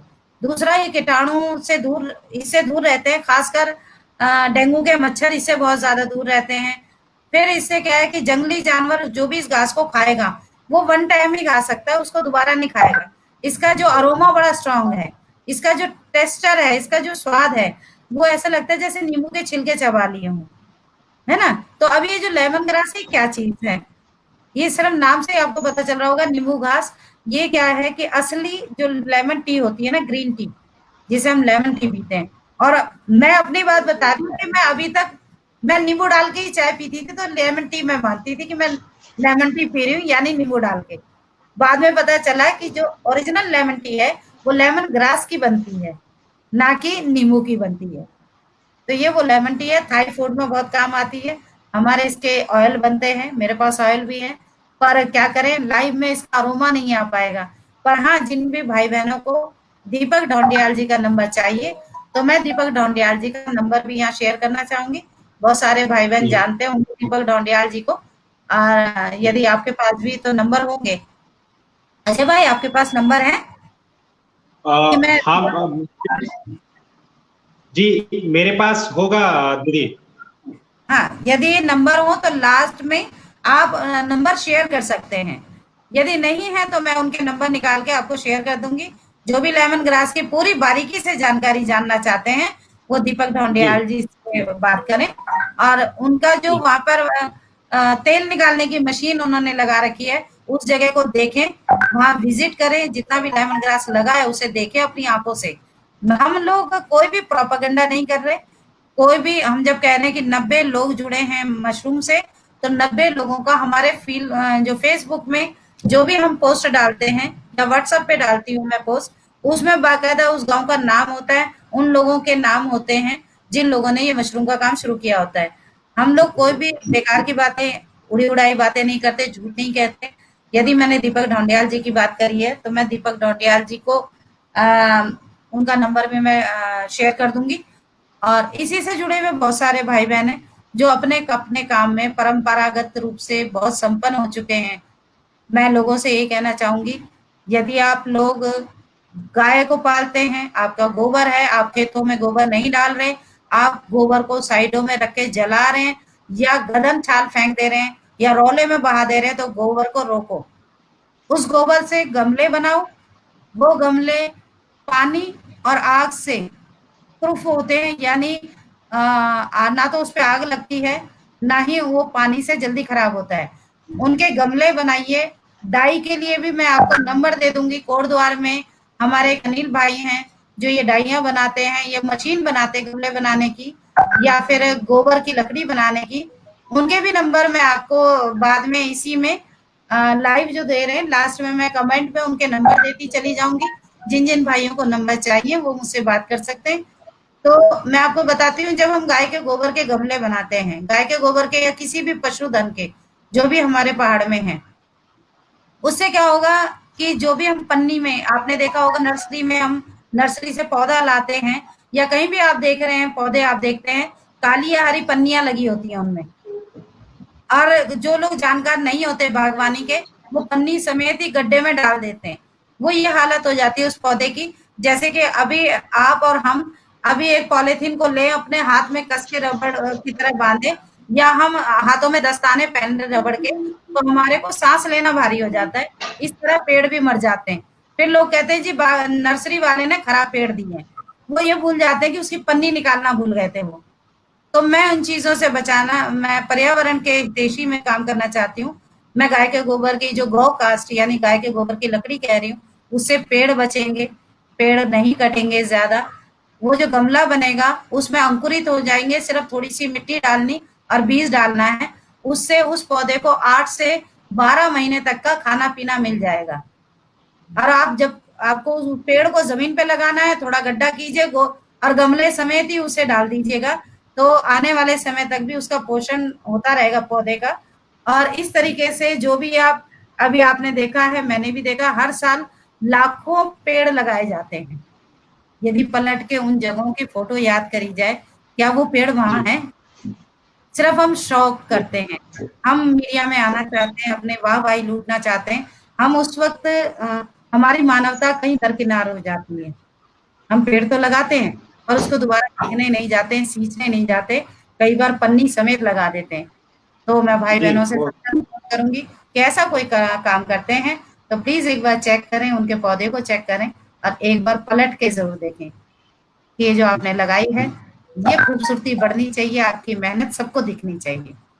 जी जी इसी बात पे दीदी मैं साथियों को ये भी कहूंगा, पर्यावरण संरक्षण देखिए, हमारी जो उत्तराखंड की खूबसूरती है वो पर्यावरण की वजह से ही है। अब अगर हम उसी को नष्ट कर देंगे तो हम एक तरीके से अपने उत्तराखंड की खूबसूरती को नष्ट करने जा रहे हैं। और आप जी देखिए बहुत जगह आज के डेट में पानी की इतनी दिक्कत होने लग गई है कि अगर हम अभी सही समय पे ना संभले ना समझें तो भविष्य में शायद बहुत ही सिचुएशन खराब हो सकती है। तो हमें इन सबको भविष्य मतलब की दूरदर्शी सोच को लेके हमें काम करना होगा। तो शांति जी, मैं चाहूंगा आप आगे कुछ सवाल अपनी तरफ से जरूर पूछें दीदी जी से। हाँ जी दीदी। दीदी अभी जो अजय जी बोल रहे हैं कि जो हमारे नेचुरल सोर्सेज हैं वो बंद हो चुके हैं आज की डेट में उत्तराखंड में। तो मैम दीदी वो जो उत्तराखंड में सोर्स बंद हो चुके हैं उसकी आंखों देखी मैंने खुद देखी है। जो मेरा ससुराल वाला गांव है वहां पर जो नेचुरल सोर्स हैं बिल्कुल बंद हो चुके हैं और कोई खेती बाड़ी नहीं होती है, पूरा का पूरा गांव पलायन का शिकार हो चुका है। तो क्या नाम है उसके लिए मुझे आप बताइएगा कि वहां पे क्या किया जाए ऐसा कि जो वहां पे नेचुरल सोर्सेज जो है फिर दोबारा से जागृत किए जाएं और वहां पे जो है फिर दोबारा से लोग आके और उस जगह को देखना, उस जगह को संभालना चाहें। और क्वेश्चन मेरा आपसे नेक्स्ट ये है कि बहुत सी संस्थाएं आज की डेट में काम कर रही हैं बहुत वर्षों से, लेकिन कोई बदलाव नहीं आ पाया अभी भी उत्तराखंड खंड के अंदर। तो क्या कारण है इसका? मैं आपका नेचुरल सोर्सेज पे बाद में बताती हूँ। मैं पहले उस हाँ बात जी। को करती हूँ कि जिसमें आपने कहा कि बहुत सारे संगठन, संस्थाएं जी वहाँ उत्तराखंड हाँ में काम जी। कर रहे हैं, उनमें बदलाव क्यों नहीं आ रहा है लोगों में। एक्चुअली में क्या बदलाव तो है, पर वो ऐसा है जैसे रेत में 2 बूंदे पानी डाल दी हो। मेहनत सभी संस्थाएं कर रही हैं, सभी जितने भी लोग हैं वो जागृत हैं। सबको एक ही चीज फेस करनी पड़ती है। जब मैं जाती हूँ तो मेरे सामने कोई बात करता है, कहते अरे वो संस्था वाले तो आए थे, वो पिछली बार मिक्सी देख के चले गए थे। वो चले गए थे मतलब दोबारा रिटर्न नहीं हुए थे। उन्होंने बैकअप प्लान नहीं दिया था। मोस्टली जो बाहर से बड़ी-बड़ी संस्थाएँ आती हैं, वो बैकअप प्लान नहीं लेती हैं, वो दोबारा नहीं पूछती हैं, वो एक बार टाइमलाइन पे आने के लिए, एक बार समाचार या मीडिया में आने के लिए अपना काम करती हैं और वापस चली जाती हैं। हाँ, जो यहाँ पर कुछ ऐसी संस्थाएँ हैं, जो यहीं पर रह के काम कर रही हैं, यहीं के लोगों के लिए काम कर रही है, उनका दिखाई देता है। मैंने खुद बहुत सारी संस्थाओं के साथ जैसे फील गुड संस्था है, उनके साथ देखा है, मैंने रहवार को देखा है, मैंने मनरेगा के कई समूहों को काम करते हुए देखा है, मैंने जलागम के बहुत सारी टीमों को देखा है, मैंने ऐसे भाई-बहनों को देखा है जिन्होंने अभी कृषि के लिए काम कर रहे हैं, सब्जियाँ उगा रहे हैं, उनकी दालें बहुत मशहूर हो रही हैं। मैंने देहरादून में भी ये बैठे हैं, श्री दुर्गा समूह ग्रुप है, वो बढ़िया बना रहे हैं, उनकी अपनी एक छाप है। ऐसे बहुत सारे फील गुड के तो एक से बढ़कर एक भाई-बंध सारे ज्ञानी गुणी हैं, सब बच्चे भी तक के हैं। तो बहुत सारे लोग हैं जो मशरूम का बहुत बड़ा काम कर रहे हैं, बहुत सारे लोग हैं जो दालों पे काम कर रहे हैं, सब्जियों पे काम कर रहे हैं, ऐसा बहुत सारा है। बस पता क्या होता है उसमें अभी नौबत खाने में जैसे तूती की नक्कारे खाने में ना तूती की आवाज़ थोड़ी-सी कम सुनाई देती है। अब हमें ज़रूरत है, धीरे-धीरे लोग जागरूक हो रहे हैं। क्योंकि वो एक की सुनते थे, बुला देते थे, दूसरे की सुनी, बुला दिया। अब वो क्या है चारों तरफ से एक जैसी आवाज़ें आ रही हैं, चाहे मैं आवाज़ लगाऊँ, चाहे सुधीर सुंधियाल भाई की तरफ से या जनार्दन बूढ़ा-कोठी भाई जब की तरफ से या बहुत सारे हमारे पत्रकार भाई-बहन हैं, ऐसे भी हैं जो जागरूक करते रहते हैं, है ना? रंजीत स्वरोजगार वाले हैं, ऐसे करके बहुत सारे ऐसे नाम हैं। जो देखेंगे वो शायद बुरा मान जाएँगे, मैं बहुत सारे नाम याद हैं पर गड़बड़ हो जाएगी, बहुत नामों को लेना। पर हाँ, अब लोगों में बदलाव आ रहा है। नई पीढ़ी के जो पढ़े-लिखे बच्चे हैं, लड़की हो या लड़के, वो बड़े खुलकर अब सामने आ रहे हैं। मुझे बहुत खुशी हो रही है उन बच्चों से मिलके, बहुत खुल के सामने आ रहे हैं और वो कह रहे हैं कि हाँ, हम करेंगे। ग्रुप बना-बना के वो जगह-जगह छोटे-छोटे प्रोग्राम शुरू कर रहे हैं और मैं इसमें नाम लेना चाहूँगी टिहरी गढ़वाल से घनसाली में बाल पंचायत है, जिनके संस्थापक विवेकानंद जी हैं और जिनके अध्यक्ष दीपक मैठानी एक 12वीं में पढ़ता हुआ बच्चा है, जिनके अंडर में काम करने वाले 300 तक साथ चलने वाली बाल पंचायत में 300 तक महिलाएं जुड़ी हैं, 150 से ऊपर बच्चे हैं और मुझे बड़ी खुशी होती है ऐसे बच्चों को देख के वो आए दिन कुछ ना कुछ काम करते रहते हैं और मेरी बस एक छोटी से मेरा एक दुख है, जबकि मैं भी उत्तराखंड फिल्म और नाट्य संस्थान से जुड़ी हूँ मैंने भी बहुत साल पहले स्टेज में काम किया था, उत्तराखंडी स्टेज में, दिल्ली में ही काम किया था। तो मेरे में मुझे एक छोटा-सा एक दुःख होता है कि करोड़ों रुपए लग जाते हैं। 5 से 7 करोड़ रुपए हर साल लगते हैं, जब हम उत्तराखंड से संबंधित सांस्कृतिक प्रोग्राम दिल्ली एनसीआर में करते हैं। बड़े शहरों और राज्यों में करते हैं। कितने करोड़ों रुपए लग जाते हैं। मेरी सिर्फ मेरी जेब से नहीं जा रहा। इसलिए मुझे लगता है कि यदि मैं ये बात कहूँगी तो बहुत लोग कहेंगे, "तुम कौन होती हो? Who are you? तुम कौन होती हो? तुमसे ₹1 लिया है, जो तुम इस बारे में बात कर रही हो?" पर मैं सिर्फ ये कहूँगी कि मेरी सबसे रिक्वेस्ट है, हाथ जोड़ के हम्बल रिक्वेस्ट है कि वो लोग जो करोड़ों रुपए सांस्कृतिक प्रोग्रामों में लगाते हैं, मेरे ख्याल से यदि 2, 4, 6 ग्रुप मिलके एक ही प्रोग्राम कर लें और बाकी का यदि 4 करोड़ भी लगता है, यदि चौथाई हिस्सा 1 करोड़ रुपए भी हमारे उत्तराखंड के स्वरोजगार में कोई ना कोई बिज़नेस के लिए शुरू कर दें, तो मुझे लगता है एक हिस्से के काफ़ी बेरोज़गार भाई-बहनों को रोज़गार मिलेगा और हमारे उत्तराखंड की एक अलग पहचान बनेगी। सिर्फ नाचने से सांस्कृतिक प्रोग्राम करने से या बड़ी-बड़ी गोष्ठियों में बड़े-बड़ी बातें, बड़े-बड़े भाषण देने से मुझे लगता है लोग जागरूक होते हैं थोड़ी देर के लिए। बहुत अच्छा लगता है जब रंगारंग प्रोग्राम देखे जाते हैं, दिल को सुकून मिलता है कुछ घंटे के लिए और उसके बाद हम भूल जाते हैं। और उसके बाद जब याद आता है तो हमें अपनी नून तेल लकड़ी याद आती है, खासकर उन भाई-बहनों को जो बड़ी विषम परिस्थितियों में ज़िंदगी को जी रहे हैं।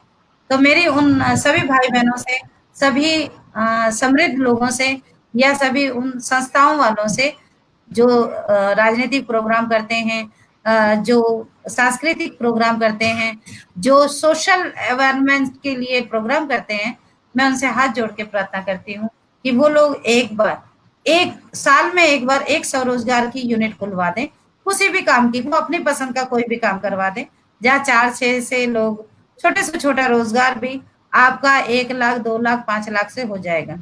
आपके लिए जो करोड़ों रुपए आप सांस्कृतिक प्रोग्रामों में लगाते हैं, फीता कटता है, चेक देते हैं बड़े-बड़े लोग, उसमें से कुछ पैसा 2%, 5% आइए अपने स्वरोजगार मिशन के लिए लगाइए।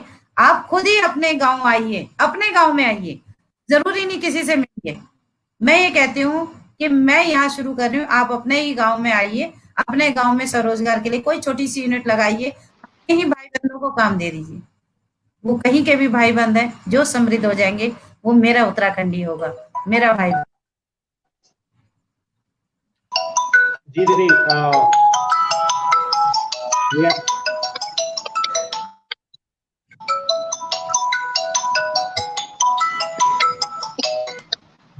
शांति जी म्यूट कर दीजिए आप। दीदी आप हमने वैसे सवाल आपसे काफी चीजें ले ली हैं, तो एक सवाल ये कहना चाहूंगा मैं कि हमारे क्या आपको लगता है कि उत्तराखंड सरकार की ओर से स्वरोजगार के लिए कोई एक हेल्पलाइन बननी चाहिए, या फिर आपके पास कोई जानकारी है कि किस तरीके की हेल्पलाइन पहले से है जो आप हमारे साथियों को बताना चाहेंगे? देखिए, हो सकता है कि उत्तराखंड सरकार की तरफ से हेल्पलाइन होगी और बहुत सारे समूह के सीनियर कार्यकर्ता हैं जो गांव-गांव में कार्यरत हैं। वो जो जानकारी एक दूसरे को दिए जाते हैं, हर गांव में तकरीबन जितने भी अभी तक मैंने गांव देखे हैं, हर गांव में 2 से 5 या 7 ग्रुप हैं जो किसी भी कार्य योजना से जुड़े हुए हैं, उनको पूरी जानकारी होती है। बस वो आधी अधूरी जानकारी चलते फिरते सुनते हैं और उस पे कोई गौर नहीं करते, उस पे ध्यान नहीं देते।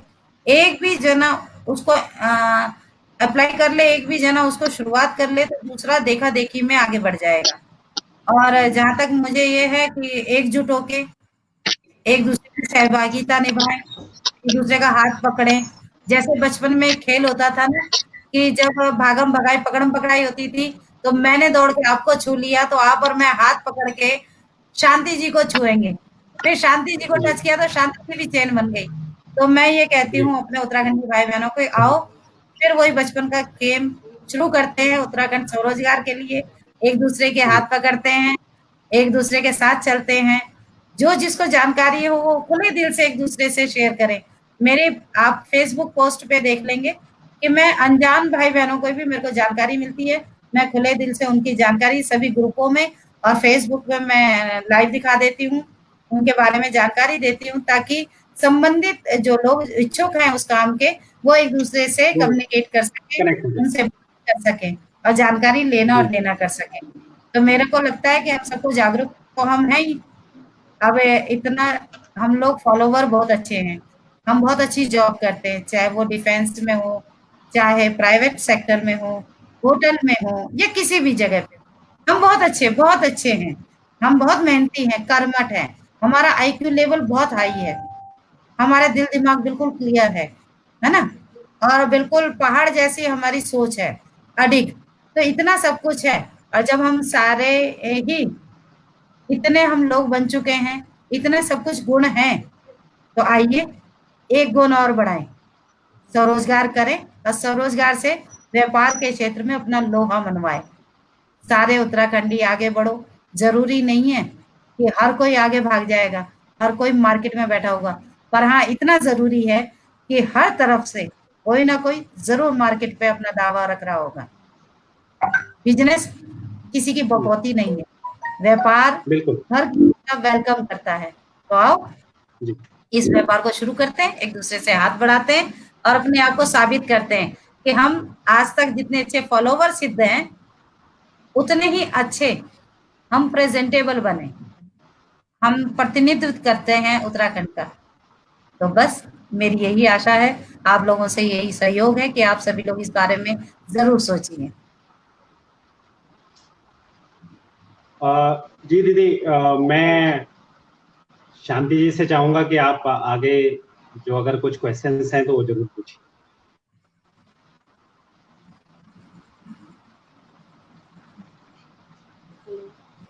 हेलो शांति जी, आवाज आई क्या? हेलो नीलम जी।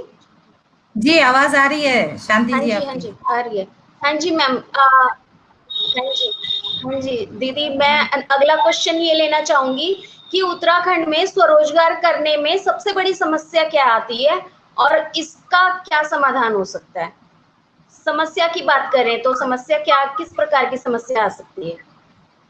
हाँ, यहाँ पर शुरुआत में होता है, हमें भी आई थी कि जब हम कोई काम को शुरू कर रहे थे तो हमें जो सामान की जरूरत थी, जिन चीजों की जरूरत थी वो यहाँ पर जैसे ट्रांसपोर्ट है, यहाँ पर जो गाड़ियां वगैरह है, जीप है, बस है, वो बहुत यातायात के साधन सीमित हैं।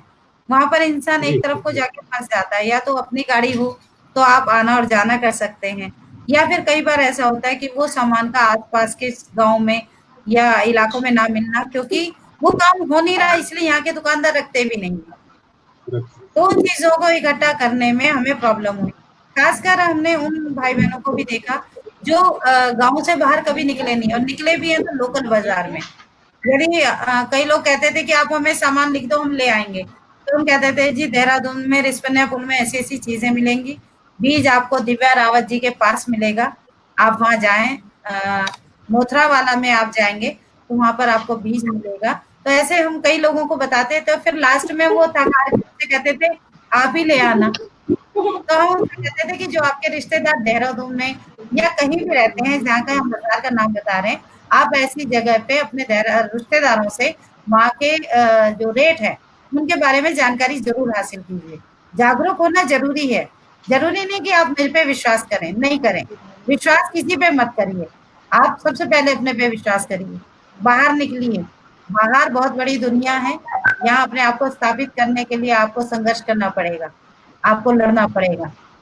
और काफ़ी चीज़ें यहाँ हो जाती हैं, पहले अभी तक भाई-बंधों को ये लगता था कि उनको मार्केट कहाँ मिलेगी, और हम लोग अब खुल के दावा ठोक रहे हैं कि हाँ, हम लोग पौड़ी गढ़वाल सीएससी वैली सहज सहकारिता आपका सारा सामान जो भी उपलब्ध होगा, पर उसकी गुणवत्ता बहुत विशेष होनी चाहिए, उसकी गुणवत्ता अच्छी होनी चाहिए, तब हम उस सामान को खरीदेंगे और मार्केट तक आपके ही नाम से आपके माल को बेचेंगे।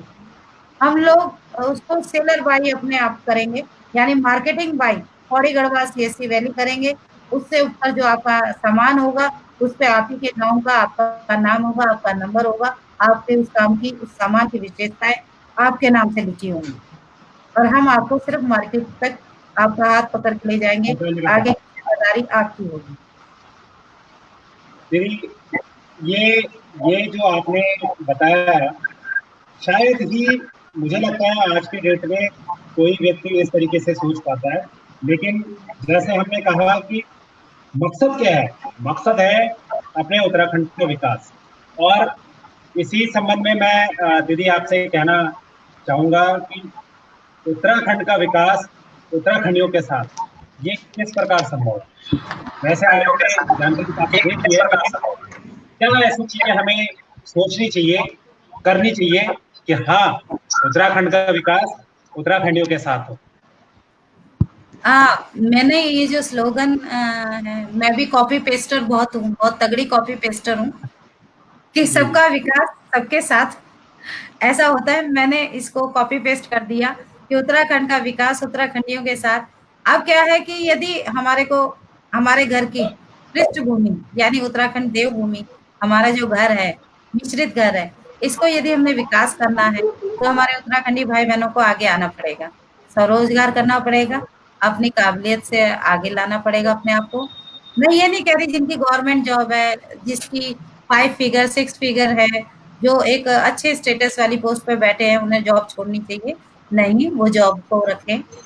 पलायन जो शब्द है, जिसपे बहुत सारे कंटिन्यू तर्क-वितर्क होते हैं, डिबेट होते हैं, मैं इसके पक्ष में नहीं हूँ। मैं कहती हूँ अच्छा है कि हमारे भाई-बहन अलग-अलग राज्यों में हैं, बहुत सारे विदेशों में भी हैं। कम से कम मैं उसे पलायन नहीं मानती।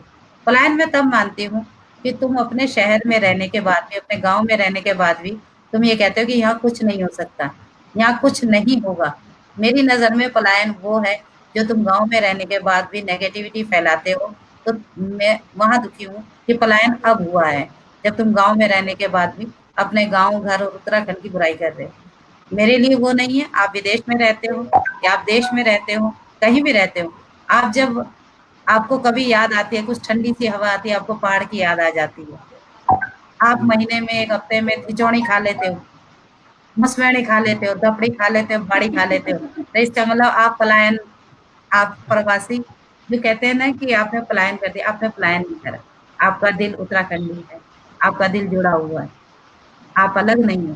काम के लिए कौन कहाँ नहीं जाता? पलायन तो माँ के पेट में, गर्भ में जब एक शिशु आता है और वो जब धरती पे जन्म ले लेता है, उसके बाद तो वो पहले बिस्तर पे होता है, फिर आंगन में होता है, फिर स्कूल में होता है, फिर कॉलेज में होता है, फिर नौकरी पे होता है। पलायन तो चलता आ रहा है। ये चलायमान होना तो बहुत अच्छी बात है। बस ये है कि आप जहाँ हो, जैसे हो, अपनों के बीच रहें, अपनों को याद करते रहें, आगे बढ़ते रहें, जहाँ से जो हो सके। कोई बॉम्बे में भाई बैठा है और वो ये कह दे कि ठीक है जी, मैं कसम खाता हूँ कि हफ्ते में 1 बार, नहीं तो महीने में 1 बार मैं गाँव की दाल का इस्तेमाल करूँगा, भटों वाली दाल का। मैं एक बार झुंगेरे की खीर बनाऊँगा, संचा नहीं खा सकता, यदि मैं लस्सी में झुंगारा नहीं बनाऊँगा, तो मैं एक बार खीर बना के खा सकता हूँ। तो आइए, आप पादे के ज़रूरी नहीं है कि आप मिश्रित रोटी खाएँ, ढबणा रोटी खाएँ। यदि आप पादे का बिस्कुट खाते हैं, पादे का लड्डू खाते हैं, पादे की नमकीन खाते हैं या बर्फी खाते हैं, आप इनडायरेक्टली रूप में तो आप अपने भाई-बहनों की मदद कर रहे हैं। आप घर के जो मसाले, यदि आप बासमती चावल के शौकीन हैं, तो मैं आपको ये नहीं कहूँगी गरे चावल खाइए, मत खाना। पर हाँ, आप मसाले तो खा सकते हैं ना, क्योंकि शहर में हो या गाँव में, हल्दी, हल्दी की जगह खाई जाएगी, यहाँ ऑप्शन नहीं है। मिर्च, मिर्च की जगह लाल मिर्च की जगह खाई जाएगी, वो ऑप्शन नहीं है। धनिया, धनिये की जगह, तो क्यों ना, आइए आप शुरुआत करें, आज से ही शुरुआत करें। आप अपने घर, गाँव में जो आपके रिश्तेदार रहते हैं, नीलम क्या बेचती है भूल जाइए। आपके अपने क्या रिश्तेदार जो आपके अपने गाँव में हैं, वो जो गाँव में रह रहे हैं, बस रहे हैं, रिश्तेदार नहीं है तो पारा शरीके हैं, वो नहीं है तो गाँव वाले हैं। देखो आपके अड़ोस-पड़ोस के गाँव, रिश्तेदारों के मायके ससुराल में, कहीं मिर्च नहीं है तो आप मिर्च लीजिए, धनिया है तो धनिया लीजिए। आप अपने रिश्तेदारों से माल खरीदिए ना।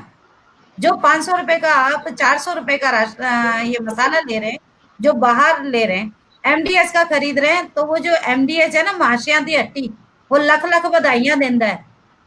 वो आपको रिटर्न में नहीं देगा। पर हाँ, अपने गाँव में यदि आप अपने रिश्तेदारों से, अपने गाँव के लोगों से मसाला खरीद के खाते हैं ना, आप खुद भी खाएँगे, 4 परिवार को खिलाएँगे। यदि ₹1000 महीने के आप मसाला अपने गाँव के ही लोगों से खरीदेंगे ना, तो यकीन मानिए, आप कितने भी प्रवासी सही, जब आप गाँव जाओगे ना, तो आपका भरपूर वेलकम होगा। आपको गले से लगाया जाएगा। आपका घर बेशक ताला बंद हो या टूटा हो, आपको अपने घर में जगह मिल जाएगी, आपका सादर सत्कार होगा। एक बार करके देखिए, इसी को कहते हैं उत्तराखंड का विकास होगा और उत्तराखंडियों के साथ होगा। जी जी। शांति जी। हाँ जी। मैम ये मैं पूछना चाहूंगी, ऑनलाइन और सोशल मीडिया किस तरह से स्वरोजगार में सहायक है? मुझे लगता है कि ये ऑनलाइन और मीडिया जितना भी है, इसका बहुत बड़ा हाथ है। नीलम क्या कर रही है, जी किस गांव में बैठी है, कुछ नहीं पता। पर हाँ, जब मैं व्हाट्सएप में अपने साथी भाई बहनों को बताती हूँ कि मैंने यहाँ ऐसा करा, तो क्या होता है कि बेशक कई जगह से हमें ऐसे क्वेश्चन भी मिलते हैं कि हाँ भाई क्या कर रहे हो, इससे थोड़ी होता है कुछ। तो कम से कम हम उनसे राय भी पूछ लेते हैं कि अब बताओ क्या करना है। तो क्या होता है, कई बार हमें गुस्से में यदि हमारी कोई टांग खींच रहा है ना, तो वो गुस्से-गुस्से में हमें उन चीज़ों की कमियाँ बता देता है जो हमसे हो रही होती हैं। और हमें सच बिल्कुल बताएँ तो हम नकल की बंदर हैं, हम बहुत जल्दी उसे पिक करते हैं और अपनी उस कमी को सुधारते हैं, कि कोशिश करते हैं उन कमी को सुधारें। और जो सोशल मीडिया की बात है, मीडिया चाहे फ़ेसबुक से हो, व्हाट्सएप से हो या किसी भी चीज़ से, मैं चाहती हूँ इसका बहुत बड़ा हाथ हो। पहले बहुत दूर-दूर तक चिट्ठियाँ जाती थी या गीत लगाए जाते थे, सोशल मीडिया तब तक गीत लगाना होता था। कोई बहुत बढ़िया काम होता था तो उसके नाम के गीत लग जाते थे, वो गीत फैलते चले जाते थे। इसी तरीके से आज सोशल मीडिया बहुत लाभकारी है। इसका जब हमें डाटा मिल ही रहा है 599 में, तो हम बेवजह इधर-उधर के जो बेकार के टिकटॉक ये वो करते रहते हैं, देखते रहते हैं। ये बेवजह की बातें देखते हैं, उससे अच्छा कि हम उन लोगों से जुड़ जाएँ, जो अपने कामों में माहिर हैं। तो इस तरीके से हमें कुछ और सीखने को भी मिलेगा। मैं ये नहीं कह रही कि आप मुझे फ़ॉलो करें, मत करें मुझे फ़ॉलो। आप अपने गाँव के भाई-बहनों को फ़ॉलो करें, अपने गाँव की समितियों को फ़ॉलो करें, नए-नए आइडियाज़ लगाएँ।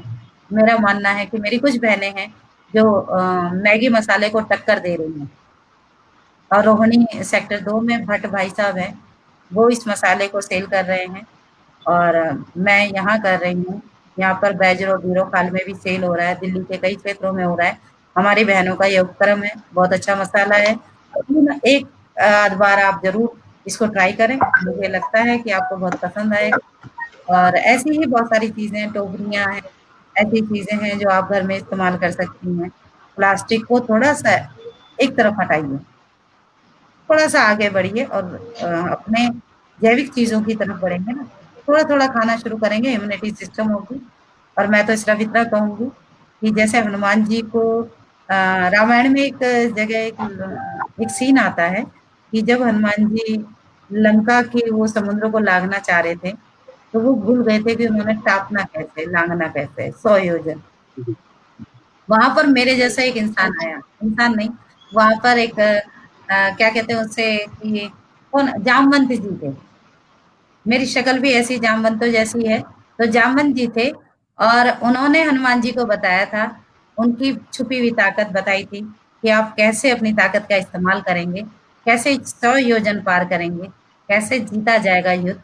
तो उसी तरीके से मैं जामवंत बन जाती हूँ, तुम मेरे हनुमंत बन आओ जी जी स्वरोजगार की बिल्कुल मशाल को जलाते हैं और चलिए कदम से कदम आएंगे, स्वाभिमानी जिंदगी जीते हैं। बिल्कुल। बहुत सुंदर बातें आज दीदी आपने साझा करी हम सभी साथियों के साथ। और बहुत ही अच्छा लगा। मतलब मुझे पूरा विश्वास है कि हमारे जितने भी साथी जुड़े हैं, जुड़े रहे और जिन्होंने जानकारी ली, उनको लगा होगा कहीं ना कहीं कि हाँ, हमें किस तरीके से प्रयास करना चाहिए अपने उत्तराखंड का विकास करने के लिए। हमको ही एकजुट होना पड़ेगा। जो आपने बताया कि जो हम बचपन में खेल खेलते थे कि एक को पकड़ लिया फिर अपनी चेन बनाते गए, तो उसी विकास को, जो हमारा टारगेट है अपने उत्तराखंड का विकास, और हमें एक दूसरे को पकड़ना है, अपने साथ जोड़ना है और वो चेन बढ़ाती जानी है। बहुत ही अच्छे संदेश आपने दिए। अंत में फिर भी एक आपसे, समय बहुत ज्यादा हो गया है लेकिन क्या करें कि जिस तरीके के आपने जानकारी दी लोगों को और बातें बताई कि हमें किस तरीके की सोच रखनी है अगर अपने उत्तराखंड का विकास करना है, तो उसके लिए फिर भी आपकी तरफ से हमारे उत्तराखंड के लोगों को क्या संदेश आप देना चाहेंगे? मैं सिर्फ ये कहूँगी कि अपने आप को साबित करने का समय आया है। समय ने कोरोना नाम की जो बीमारी पूरी दुनिया में फैलाई है, ये हर किसी के लिए नुकसानदायक भी है। मैं ये कहूँगी कि मेरे लिए भी बहुत भारी रहा ये साल, पर मैं सिर्फ इतना कहूँगी कि जो भी भाई-बहन वापिस आए हैं, दुखी मत होइए और ये सोचिए कि शायद हमें एक बार फिर मौका मिला है, हमारे को अपनी ज़िंदगी को देखने का, अपने पहाड़ में देखने का। यकीन मानिए 10,000 रुपए तनख्वाह जो पाते हैं आप शहरों में, वहाँ पर एक छोटे से कमरे में 10,000 तनख्वाह होगी। आपको उस तनख्वाह के बिहाफ़ पे 2,500, 3,000, 1,500 किराया देना पड़ेगा और यहाँ पर अपना आपका घर होगा। वहाँ शहर में रह रहे तो अपने परिवार वालों से दूर हो। छोटे-छोटे दुख-सुख के बड़े पल होते हैं जब आप मिस किए जाओगे। अब क्या है अपने अपने गाँव में रहिए, काम कीजिए और एसी, कूलर का खर्चा बचाइए, अपने घर की मिट्टी का स्वाद लीजिए, अपने भोजन का स्वाद लीजिए, अपनों के बीच में रहिए। लड़ाइयाँ होंगी तो अपनों के साथ होगी, कोई बेगाना, कोई हावी ना हो। एक छोटी-सी रिक्वेस्ट और है कि बिहार बहुत ही हल्का रहा है देश, मतलब पहाड़ी लोग थोड़े से एक्टिव रहे हैं शुरू से, बहुत एक्टिव रहे हैं। पर बिहार के लोग थोड़ा-सा वैसे माने जाते हैं, एजुकेशन में अच्छे हैं, पर जहाँ पर काम की बात है कि वो बहुत जल्दी से छोटे काम को भी छोटा नहीं समझते हैं और काम करने में वो अपने आप को समझते हैं, आगे करते हैं। कम पैसे में भी वो काम कर लेते हैं, ये उनके काम करने की नीति है कि वो शर्म नहीं करते, उन्हें किसी भी तरीके से काम करना है। और याद रखें कि जब वो लगातार हम दिल्ली एनसीआर में रहे, तो आपने देखा होगा अपने गली मोहल्ले में देखा होगा, लोकल काउंसलर, सांसदों, विधायकों को देखा होगा कि जब उनकी एक एकजुटता हो गई, तो जहाँ पर फैक्ट्री लाइन है, वहाँ पर उनके चिवड़ा और भुने हुए चने या लिट्टी-चोखा जो उनका खाना है, वो चीज़ें जो बिहार में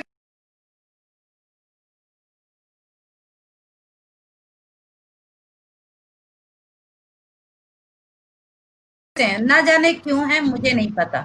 पर मुझे प्राउड होता है कि मैं उत्तराखंडी हूँ और मैं अपने खान-पीन के बारे में खुल के बात करती हूँ। खाती हूँ तो मुझे बड़ा प्राउड होता है। मैं दूसरों को रेसिपी भी बताती हूँ इसलिए मैं कह रही हूँ, खान-पीन पे प्राउड करो। जब बिहार के लोग लिट्टी-चोखा, सत्तू, पतली-सी दाल, बिगर मिर्च की सब्जी, जब उन्होंने ये ट्रेंड बना दिया कि और लोग उस चीज़ को खाने लगे। हमारे उत्तराखंड के होटलों में या बाज़ारों में क्या मिल रहा है? आपने देखा होगा छोले-भटूरे पंजाब का, डोसा साउथ का, चाउमीन वो चाइना की जी, जो वाया नेपाल होके हमारे इधर आई। मतलब हमारा अपना कहाँ है ट्रेंड? गया था कि आप भरी रोटी या रेयासा की भरी रोटी, कंडेली की साग, हैं? आपकी वो लून हो गया, पिसा लून हो गया, वो है कहीं? अरे आप खुलकर आइए ना। जब वहाँ पर लोग शहरों में बिहार के लोग इकट्ठे हुए, तो वहाँ पर वही चीज़ बनने लगी जहाँ के लोग थे। बताओ हमारे कौन से शहर में ऐसा है कि जहाँ आलू की खिचौड़ी मिल रही है, मूली की खिचौड़ी और भात मिल रहा है, बताओ कहाँ मिल रहा है? नहीं ना, हम कढ़ी भी बनाते हैं तो पंजाबी स्टाइल की बनाते हैं, हम तो झोली भूल ही गए। तो इसलिए मेरा तो सिर्फ एक निवेदन है, अपने खान-पान को आगे करो।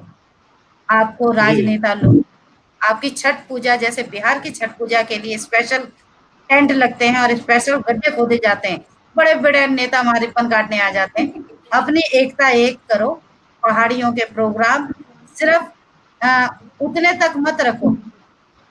वहाँ संस्कृति दिखानी है तो अपनी पूरी वीर गाथाओं की संस्कृति दिखाओ, अपने खान-पान की, अपने अच्छे स्वभाव की, दब्बू की नहीं, निडर पने की और अपने आईक्यू हाई लेवल की।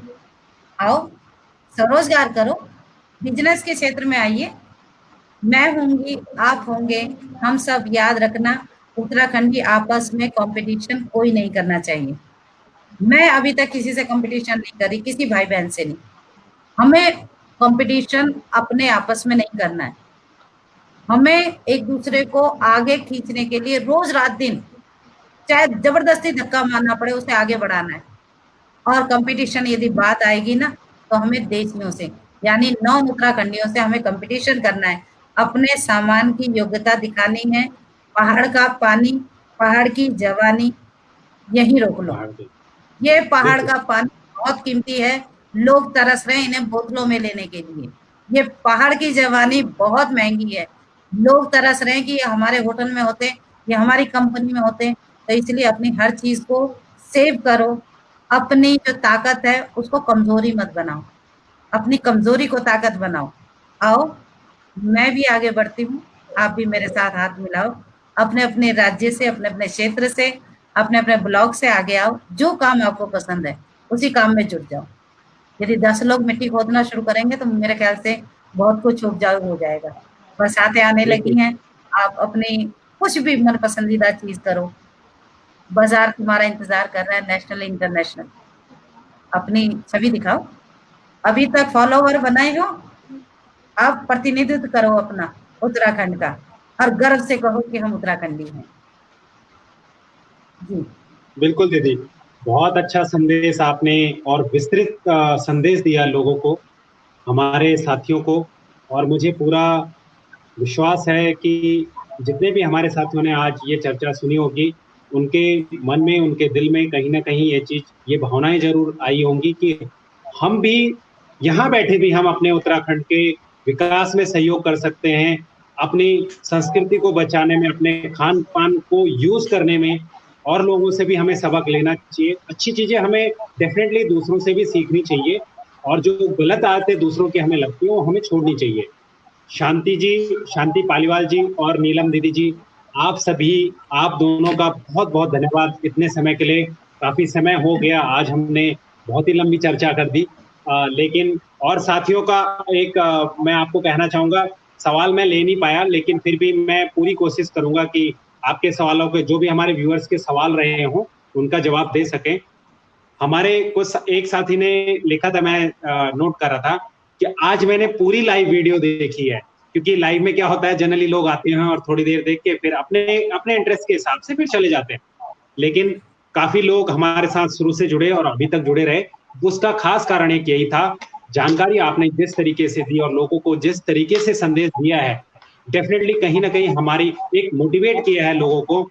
और आज चाहे महामारी तो है, लेकिन कहीं ना कहीं हमें ये पूरा विश्वास है कि ये हमारे उत्तराखंड के लिए वरदान साबित होगा।